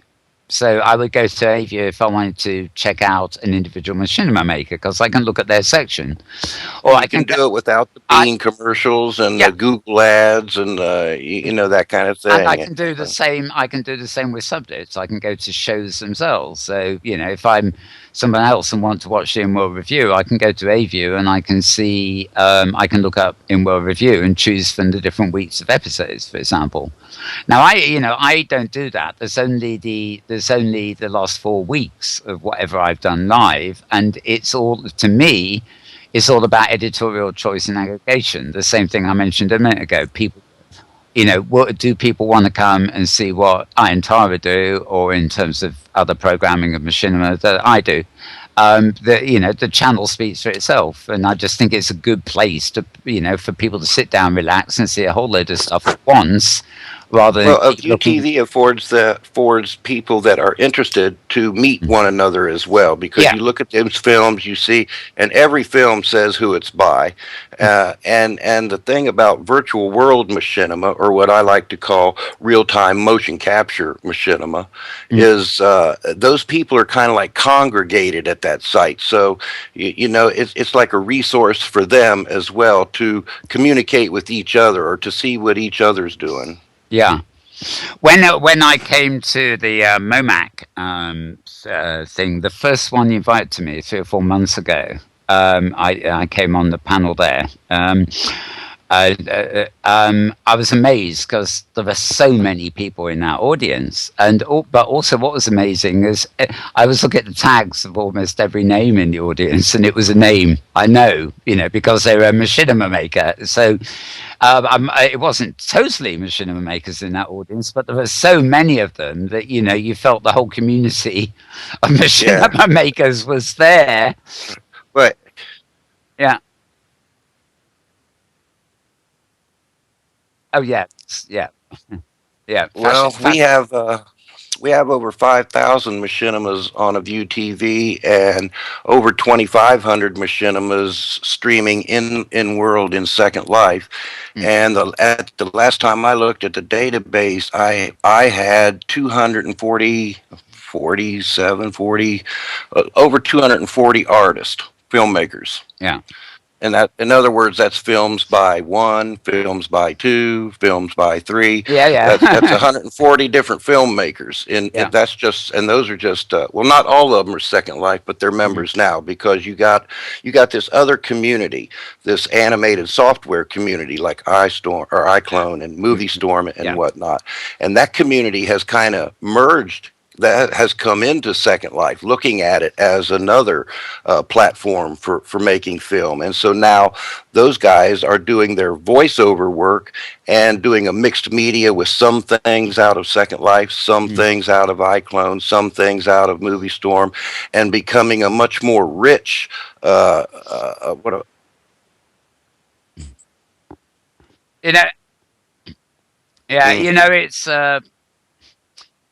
it's an odd thing. I don't do TV sets in World, though. I can res. I've got different setups for different screens. People can res for different things, and they can take and they can take copies. But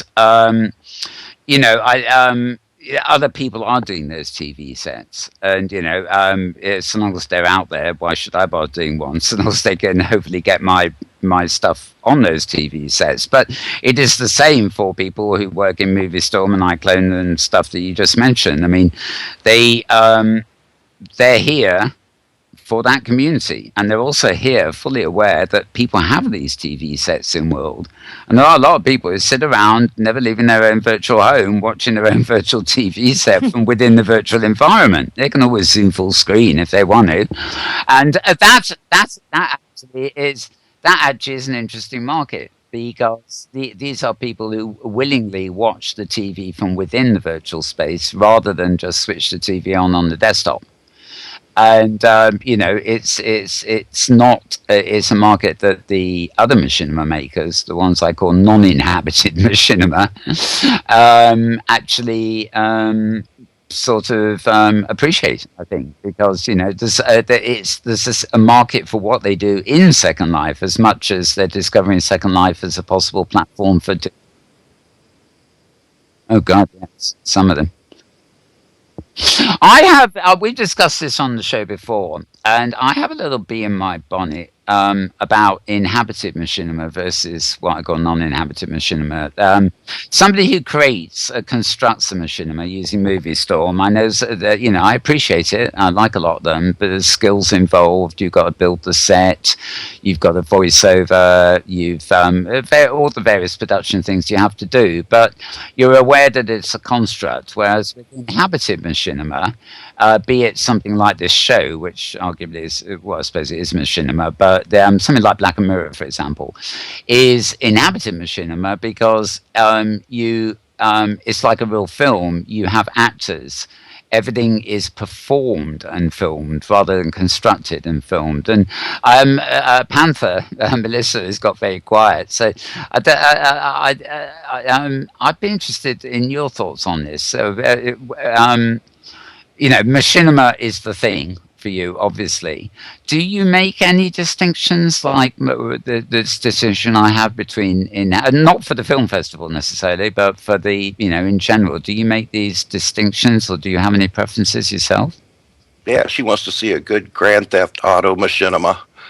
Yeah. I mean, I think we started with Second Life for the reasons why, that you mentioned, is that I think that's pure machinima, but there's so much merging of people who are making movies in the gaming environment and people who are making movies in Second Life, that to open it up, I think helps make it more mainstream, or helps bring it more into the mainstream, because otherwise we'd have to have a World of Warcraft 48-hour film project and a Grand Theft Auto. But yes, I would like to get I wanted to get Grand Theft Auto as a sponsor, because they seem to be sponsoring everything lately just because they put out their new game recently. But I like to see the merging of the different environments and the people who make machinima in different places. And I think the second year that we did the 48-hour film project, when we opened it up and Movie Storm won, I think a lot of people were really pissed off. Yeah. I mean, I think you're right in the coming together sense. I still make that very strong distinction. And, I mean, I will watch a good constructed machinima, and if I like it and it's good, I've seen a lot of GTA machinima recently. Most of them bore me to tears, but there again, the game would. I'm not a gamer. But the thing, the obvious thing I can see at the moment where they the crossover comes into play is in something like building a set. I'm not talking about a stage set just to do this show, or something like that. I'm talking about for filming on. Let's say, for realism, somebody would actually construct the set, and they would do it offline using mesh. And they would then bring it online, and that would be where they'd film their inhabited machinima. So the disciplines in construction and then the actual real-time inhabited performance would begin to merge, if you see what I mean. But I still prefer the feeling of machinima where I know there's a real-world actor playing that part. And the main difference, Mal, there is that real. First off, you have to understand that in no other platform is every avatar a real-time camera. Well, no, of course, yeah. Okay. Having said that, I have something to add too. Go on. Go ahead. Yeah. Well, I was just going to say, knowing that every avatar in there is a real camera, then that even enhances the fact what sets, let me call it, our machinima apart from other machinima, is that our machinima, what you call, real actors and stuff, is real-time motion capture, like Hollywood real-time motion capture. Yeah. Everything else, those other animated software programs, they really excel where they are good, like in voice acting and in storytelling. Their storyboarding and the way that they add so much to detail, but that's the detail you're stuck with. In Second Life or in real-time motion capture, if I don't like my avatar, I can change my whole shape, face, everything, completely something different. And you can't do that in a POV or one of those game engine generated, no matter how sharp the graphics, no matter how realistic the Hollywood film is, it's still embedded in that chip, and that's what you get, and that's what you get to draw from. Where in real-time motion capture machinima, you can change it right on the fly to anything, even if it wasn't in the game. And actually, the wonderful thing as well is the economies, because where to do a real life film that involves 56 characters means apart from maybe a couple of doubles, you've got 56 actors to hire. Whereas here, you can actually get with a lot less actors, because the appearance of your avatar, can be changed into a new actor. You know, And not to mention, in real life filming, 56 actors and how many doubles and stunt people. yeah. You know, people, especially Will Burns will come on this show and say, "God, you're wearing that same costume again." And you know, a couple of weeks I will change costumes because, well, you know, it makes it. Yeah, it makes a change. But the point is, you know what? I have an incredible wardrobe and masses of different, you know, preset costumes I can wear. But the point is that I have all these to play character parts. I only have about, apart from my wonderful pussycat, that's really me after all. I only actually have about 3 ready-made outfits that are the real me avatar, if you see what I mean, the avatar you're watching now. Every other outfit has got a slightly different skin or build or something. Because, yeah, yeah. Well, I actually the other thing on this channel. We'll just do Halloween on the 27th and forget the weekend following. On this channel, I will be running live stream on Halloween night itself. I actually have the playlist being built at this moment, so there'll be we might do a special Inworld review. I don't know if anybody's up for it, but I think it's a Thursday. But basically, you know, there'll be I'm collecting at the moment all the best Halloween Machinima as it's coming out. Throwing some into my filing cabinet as not worthy of broadcast. And, yeah. Well, I'm sticking to the Machinima I know and love, the inhabited stuff. Mostly Second Life, but you know, it's all coming up. You know, I was being cynical last week about we're into October now, and that means Halloween started. You know, Debs is in the audience here, was talking about London. And so, yes. Well, on the 1st we have Halloween. Of course, Halloween doesn't come to the end of the month in real life. It's a very short bit, but I just thought on All Hallows Eve I go live on live stream and I'll just show a normal Machinima selection. If anything new comes up that I can add in or go live with as well, fair enough. But at the moment, it's like the Sunday show here. I've made up, or I'm still making up, the playlist for that day, and it'll just be a one-off. But if you watch the channel, there's a trailer for Immersive Halloween already. You know, it's sort of a trailer I made up about 2 months ago, and it's been running advertising it ever since. Whether anybody will come and watch, it's not a matter, but I'll do it. It'd be fun to have a live stream running on the night of Halloween. So I certainly. Well, you'll be welcome. You can come. We can do it. What would be a Hey, Mal, we could put, since every avatar is a real camera, what we'll just put like 4, 5, 6 different avatars at different locations at things going on, and we can switch back around and see what's going on here, going on there, going on over here, you know, just kind of. I love doing that as long as we've got enough professional cameras. Because, you know, it's the same with like conferences and things like that. There's nothing more rewarding than actually, you know, having a news desk and introducing someone and say, now we'll go to our outside broadcast that's over at New Babbage. And then New Babbage, this is so-and-so from New Babbage signing off, and then back to the studio, and now we're going to go over to the Gothic mansion of blah, blah, yeah. Of course, yeah. Yeah. So, you know, anything I can add in like that would be absolutely great. You know, the playlist is there. The only thing the only thing is you need to do it as one channel too to keep people engaged. You know, so you know, I was a wee bit peeved today because I think Sapphire is actually filming some kind of panel that collided with our show. Maybe not filming, but holding it. And we thought, you know, Sapphire of all people, she knows when. Yeah, well, we're gonna shatter their format. You know, the panel's gonna be scattered all over the grid. Yeah. But you know, I just say she knows our show. Why do we have you sit around all week waiting for a show or a panel or some discussion to happen, and then it all happened at the same bloody time, including mine. You know, it's yeah. That's it. That's a good That's New Year's, not Halloween. Oh well, Oh I guess it no, could be Halloween.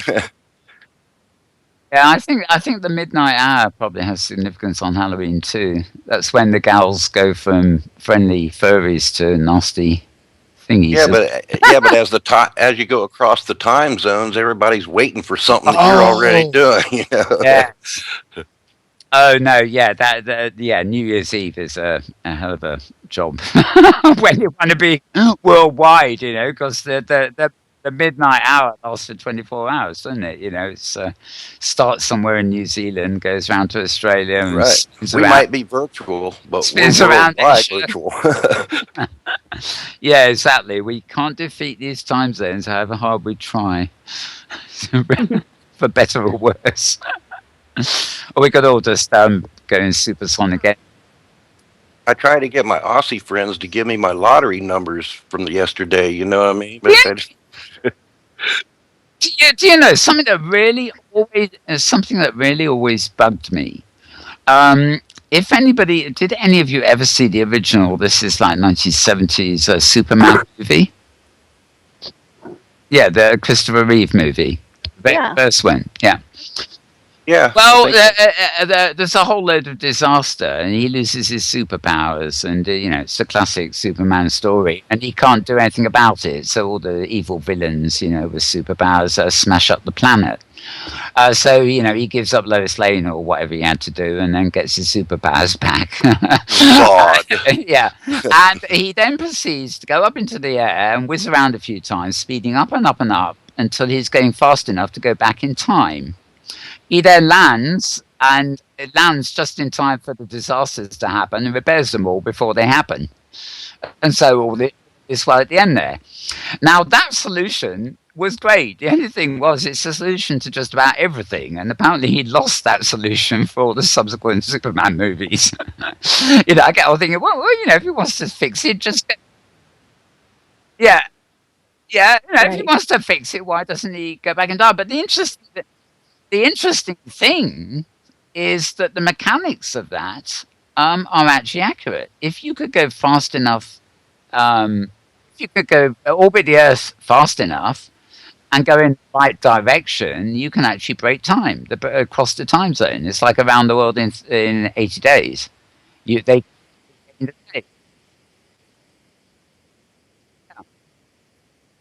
Yeah. So it makes you wonder what, time zones are really just notional. We base them on things like daylight and, stuff like that to say, yeah. Well, and someone once said time is just nature's way of keeping everything from happening at once. Yes. And once again, second, and of course, Second Life managed to break the rules. So this is the final proof. Second Life and virtual worlds are indeed alternate realities because we don't have time as you know it. Wonderful.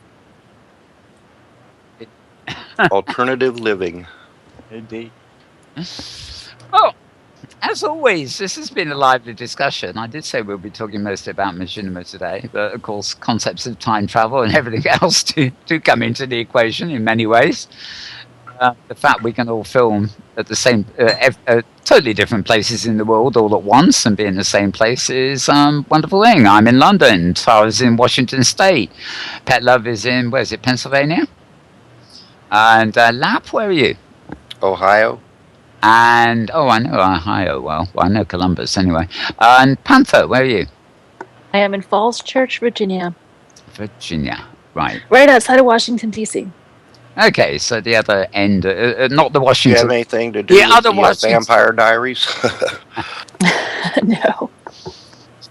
So this is proof of the pudding. For every one of us sitting on this panel, it's actually a different time. But here we are together, talking together, as if time did not exist. Now,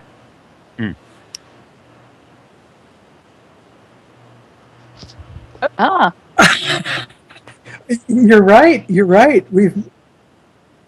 Well, this is the magic of our version of Machinima, even if it is just it's only a talking head show, but when you sit on these seats, you get a nice little blue menu offering you something like 50 poses.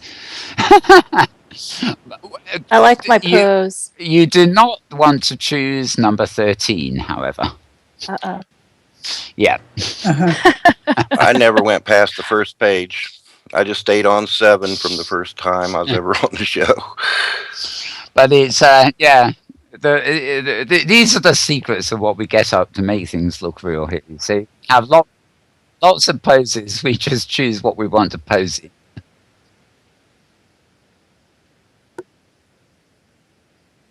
Oh yeah. Well, Well, just like it took me quite some time to find some chairs that were narrower than where we started, Hmm. and but have reasonable poses. there's I a don't mean to little. change the subject, but I'd No. like to ask Panther if she has any idea on a timeline when we might have that schedule that we talked about earlier for the office hours. Oh, good one. Yeah, I would like to have that Do by you, Tuesday. by Tuesday? Okay, great. Thanks. Yeah, Yeah, cool. because I would like to in advance invite people to come on, to sit with us and provide And insight so that we can in advance say, okay, we'll be talking about XYZ subject during this office hour. how I thought what Lamp was asking you is what actual time in Second Life time or Universal time it would be, yeah, to capture the. Yeah, that's what she said she'd have by Tuesday. Oh, sorry, I thought you just settled on Tuesday. Right, okay, yeah. No, that's just when she's going to figure out when she's going to do them. Okay, fair enough. And be able to announce when they will be. Okay, fair enough. That would be probably the time that I would have the most dedicated time. What I would like to do is also be able to, and this is what we did in 2007 and 2008, provide some technical insight for new teams. So have office hours where people can come ask questions. It'll be a community atmosphere, kind of like at MoMAC, really, because it's going to be filmmakers and people from the community. So, we might even be playing music in the background or have some lights going on somewhere just for the hanging out part, because it's usually an excited time over the weekend, and so that's probably where like we'll be hanging out, If it's because we're doing the show there, and we're the things that are yeah, going on. We're just have a party and people can dance and stuff. like a weekend party. Yeah. As much as I love the fact that they exist, I take a look at like the non-profit commons events every Friday, I think, which I send people to. They're very interesting, great things, but they don't do voice. So they all happen in chat, and you get these avatars. For the sake of familiarity, they're given seats to sit on. They sit there and they just listen mute while everything is going on. The panelists are in chat, and then they contribute in chat. But why the hell? They could be dancing while they're doing all that. Much more fun. You still got chat.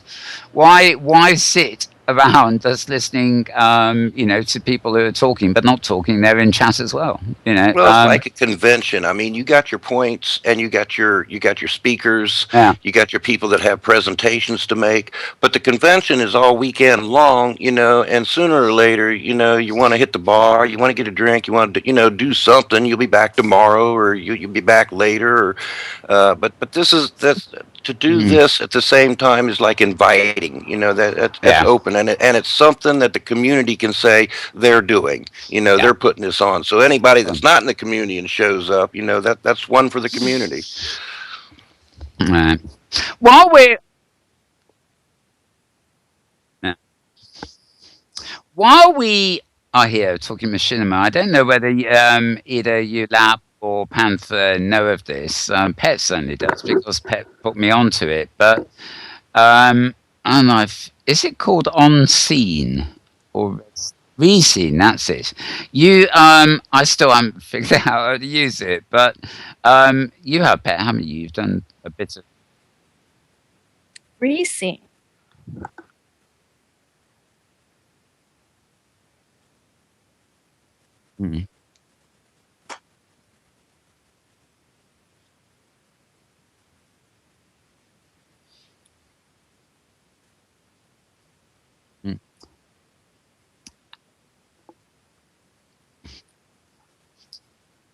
I was just, Right. I was just, I was just thinking, this possibly isn't a, people who have used this and are quick at it, more to the point. It, mm,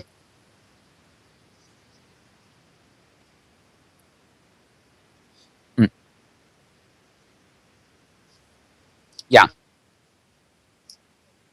No, I'll tell you the thought that's going through my mind in asking this is that, I don't know how much time it takes to set up, but you implied that it saves you time, and I'm suddenly thinking it'd be very interesting if any of the entrants to the 48-hour Machinima festival you use it.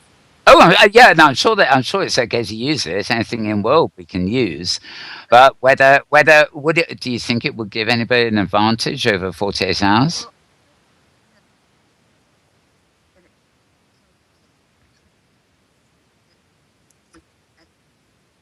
Right.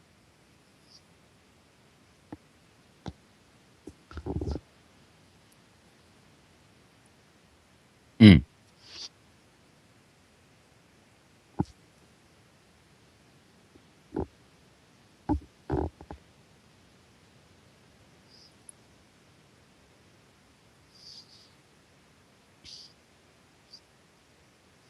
mm,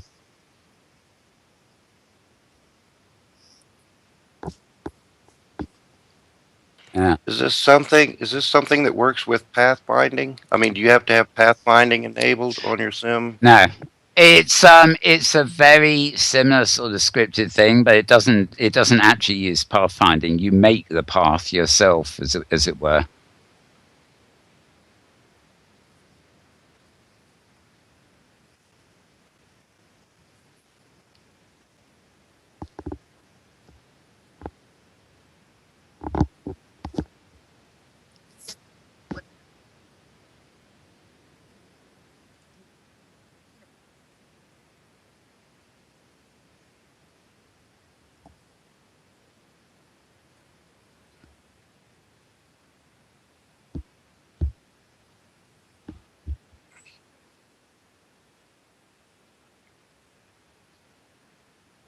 Uh,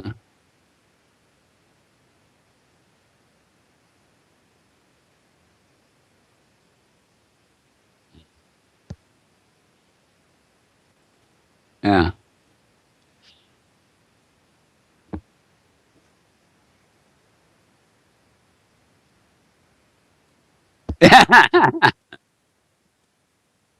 Yeah. That's it.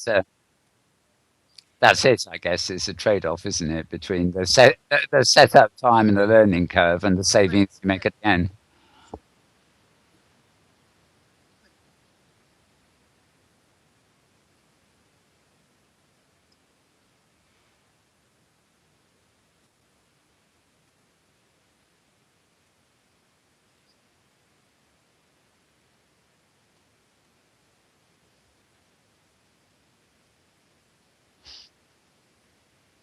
Mm.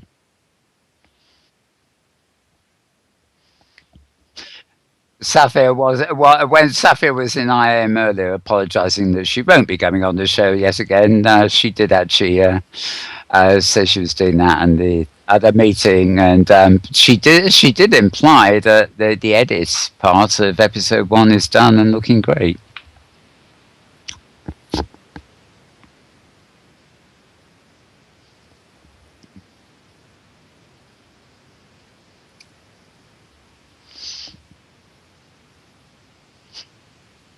Mm. Mm. Great. Oh, that far ahead. Oh well. Yeah.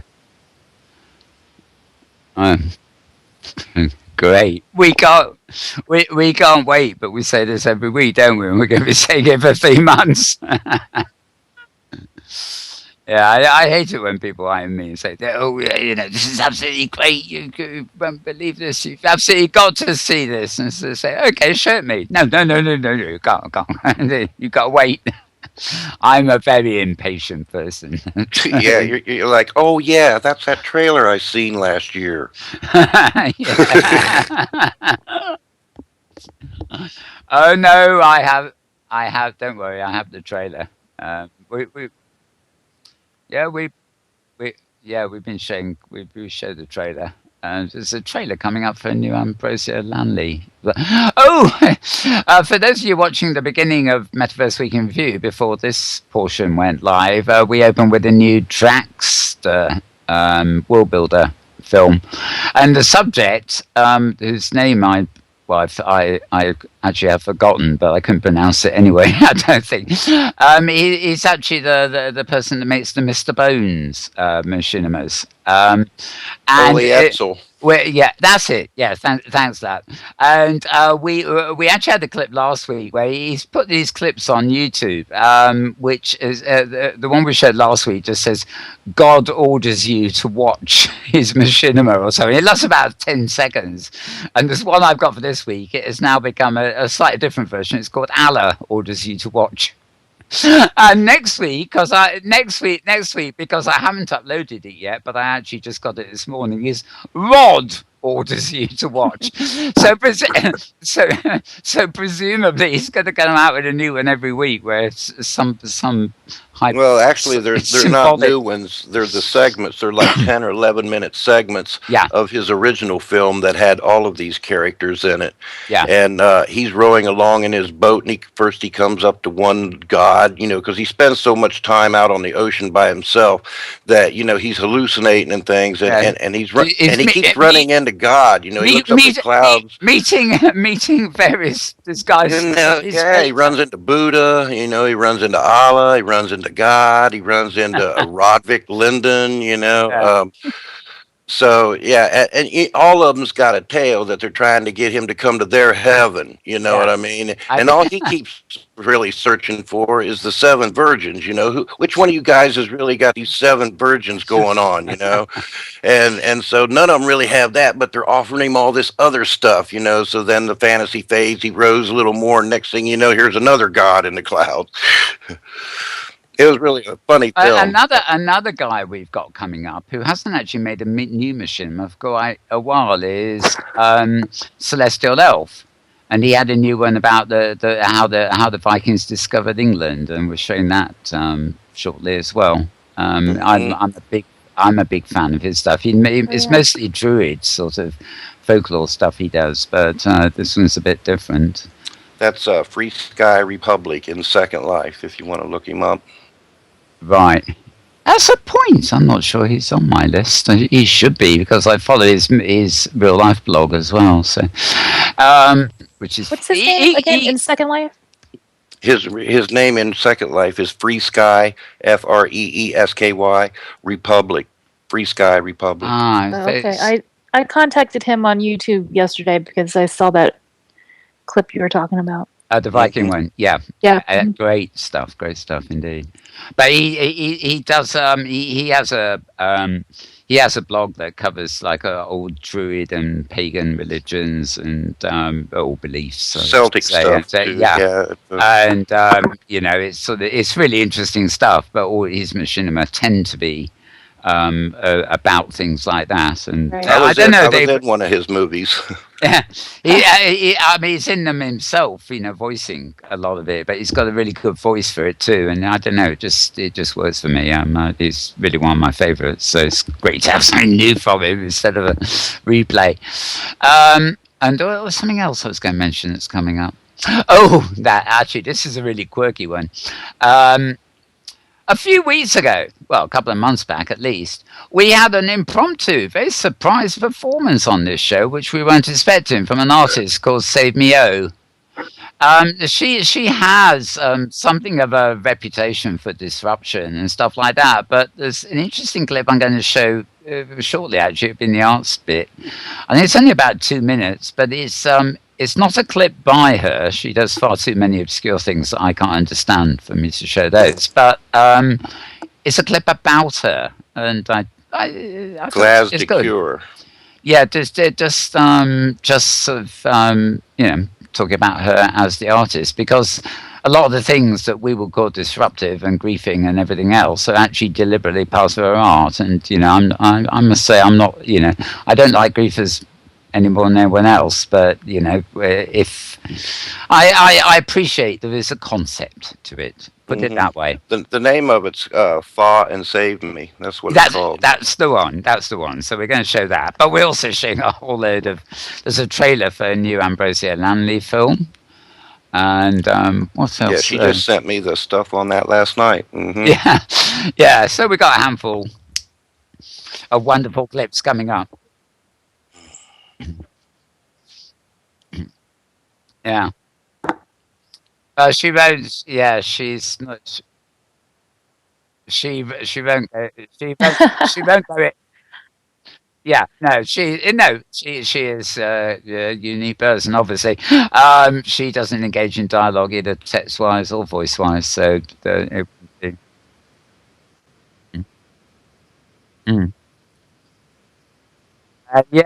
you might say that. But well, anyway, she is a controversial artist, to put it in many ways. So there's a little bit more about her coming up. Yeah, I used to show a few of her because she does make machinima of her own as well, and I've shown the odd one now and again, but they tend to they need to fit, and a lot of them haven't really. It's like I was saying earlier about the editorial thing; a lot really don't fit. It's okay showing a 30-second thing as a bit of an insert, but the longer stuff doesn't really. That's where we differ, Mal. I show everybody's. Oh yeah, but you're not working to what we call time. I'm working to 3 hours every Sunday. Preferably featuring stuff from the last week. And actually, what we do have, I erroneously somewhere published Happy Hunting 37 and 38, and I've actually shown both of them, so I uploaded it again by mistake. But we do have 2 unseen mini hunt clips all in 1 week. Yeah, number 5 and number 6. So we got those. We got those on the list later. Filmed, of course. Those got some pretty high views on a view too. Those mini reports. They're ideal, really, because it's it's a different thing. It's like machinima films, 3 or 4 minutes or something. You can take it in a bite. It's it's like this show. People will not necessarily have the time to watch it all, or they'll rely on replay for it or something because it's long and it's involved. You've got to devote the time to the time. Yes. Well, I was just I was about to wrap up when we went to on scene. I've forgotten it again. Receive. You're having too much fun, Mal. But you can do it now, Mal. We know you can do it. Yeah, there is a machinima channel called On Scene. In fact, that goes on quite a lot of machinima. That's why I'm getting confused. But I meant re-scene. Okay, yes, indeed. Well, I think we've had a great discussion on film and stuff like that. As usual, I'm going to go around the non-table. I'm going to go around the seats one by one and get you to round up, and also anything else interesting you'd like to say, be it about machinima or what we've been talking about, or just anything else coming up in the week or anything you're excited about. So I will start with Lap. Somebody's got to be first.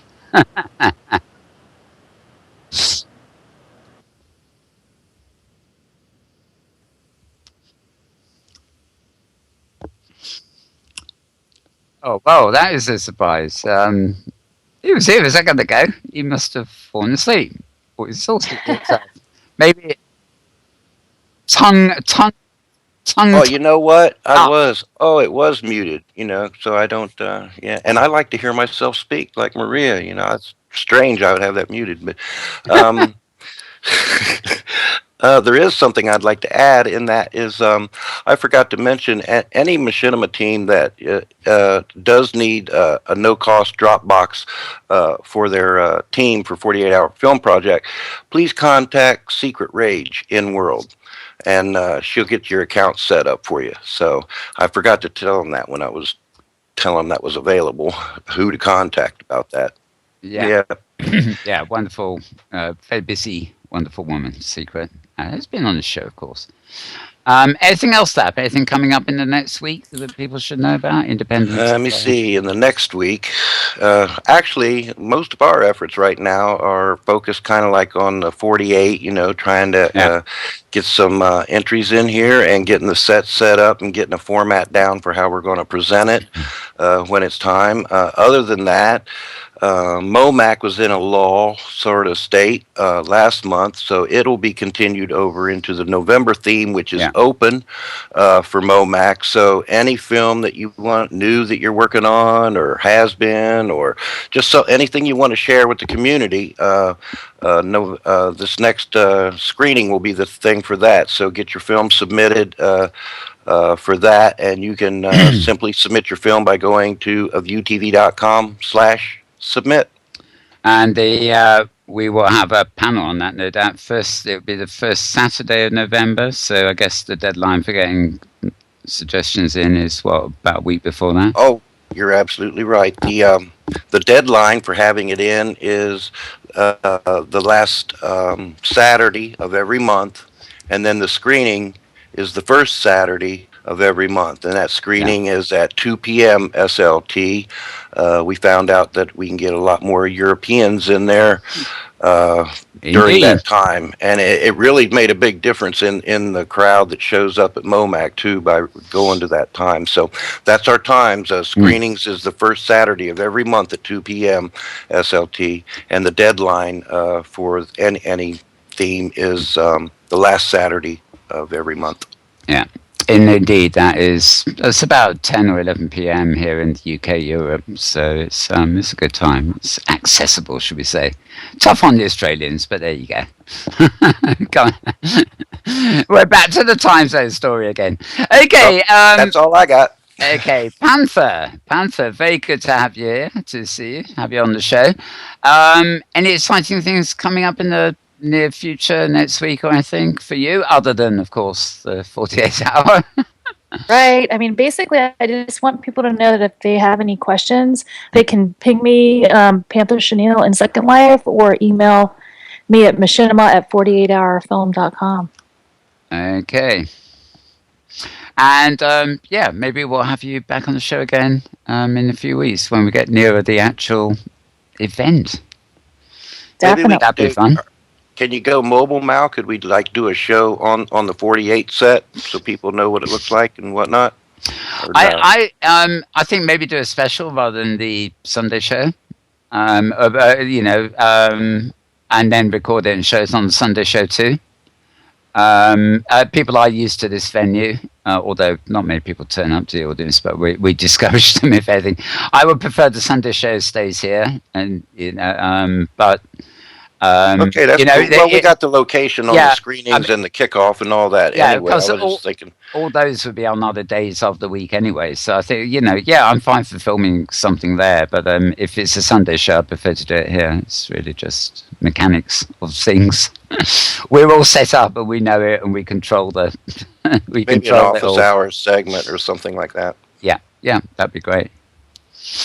Okay, and Petlove, I'm sure you know something exciting coming up during the course of this next week.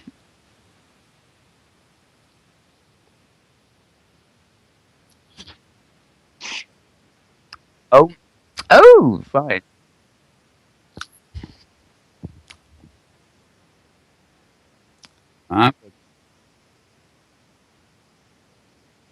Yeah, I've no doubt I will get that and show it. In fact, I think we've actually shown a few clips of that already, because I think she used that title on something she posted, Fellini Unfinished, varying lengths. Yeah, of varying lengths. So I probably got the bits of it, or meant. Yeah. Right. Right. Yeah, very much. Yeah, very. Now I'd like to actually see the Fellini Unfinished or whatever in its full glory, as it were. Because when you see, I mean, Nicola, well, some of hers are long, some of they're short, but you're always under the impression you're watching a bite kind of thing out of something for a lot of her stuff. So to actually to see them put together in a cohesive way as an actual film will be great. Yeah.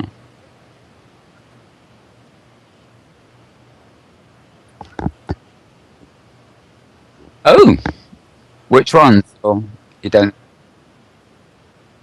Oh.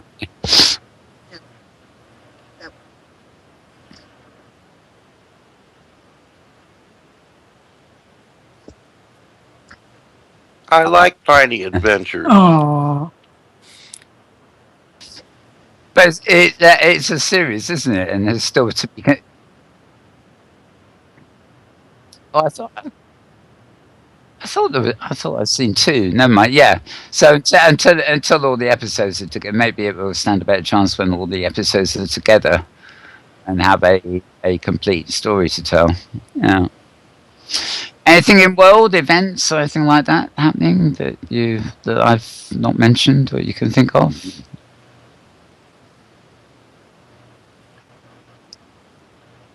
Yeah, and that. Yeah, well, it's amazing. I was thinking earlier about Burn 2, and Gemma Greenslate. I was going to get on, and then I suddenly realised that actually because she didn't couldn't get her today. In fact, Burn 2 would have actually started next week. And I keep thinking of Halloween like that. We're now halfway through. We're now halfway through October, so it really will be Halloween in about two weeks' time or something. So I think I'll clear the front page of a View TV of all the all the new videos and stuff, and just saturate the whole front page with just Halloween stuff that's on View.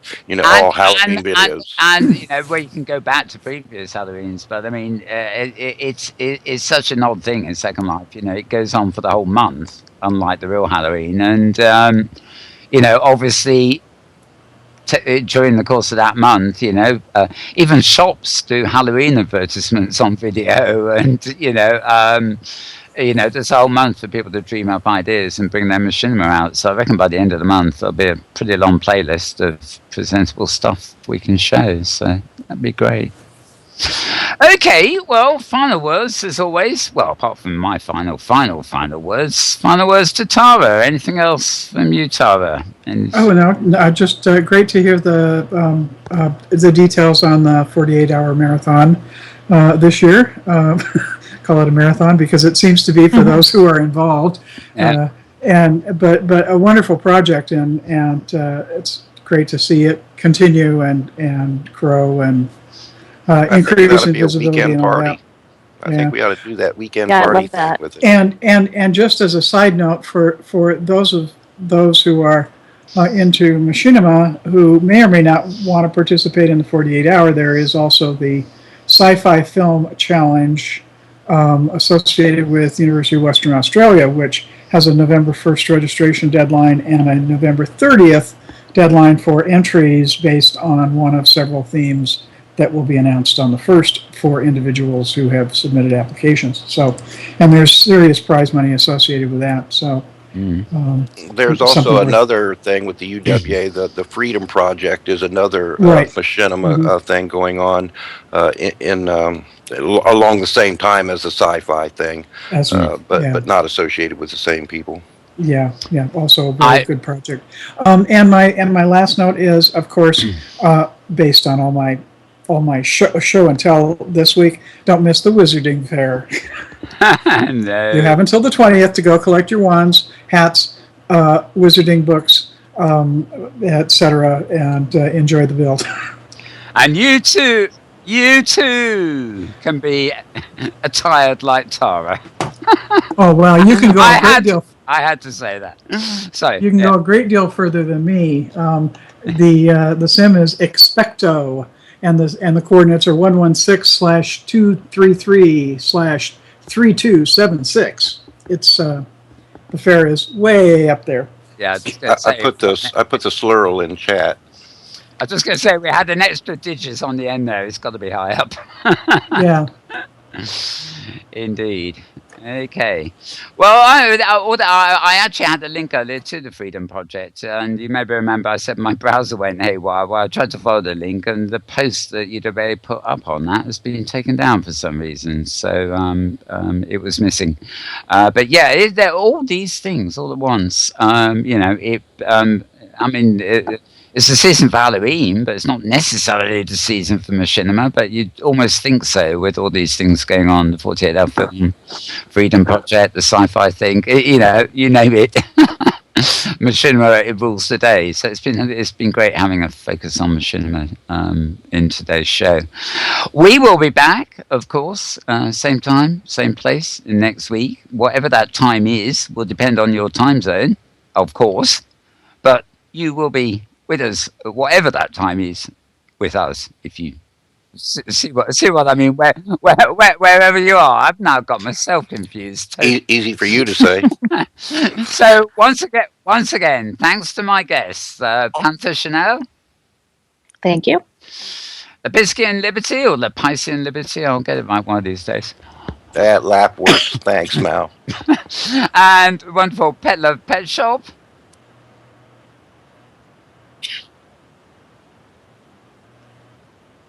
Indeed. A woman of so many talents, all wound into one, especially for this show. We can't live without her.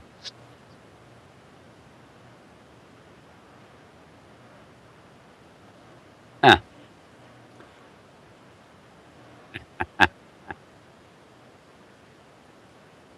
It is fun. You never know what you're going to get. It's like a box of chocolates. That is the magic. Expect the unexpected. I don't think that's unexpected, but it's nice to think we can say we're, spontaneous. A virtual potluck. Indeed. And thanks always to Tara. It's not potluck. She's always here. So thanks Tara as well. And thank you. With that, I'm gonna hop over to the channel and press the button that starts the marathon, Second Life afternoon of Machinima clips. So with that, goodbye and see you next week. Second Life afternoon of Machinima clips. So with that, goodbye and see you next week.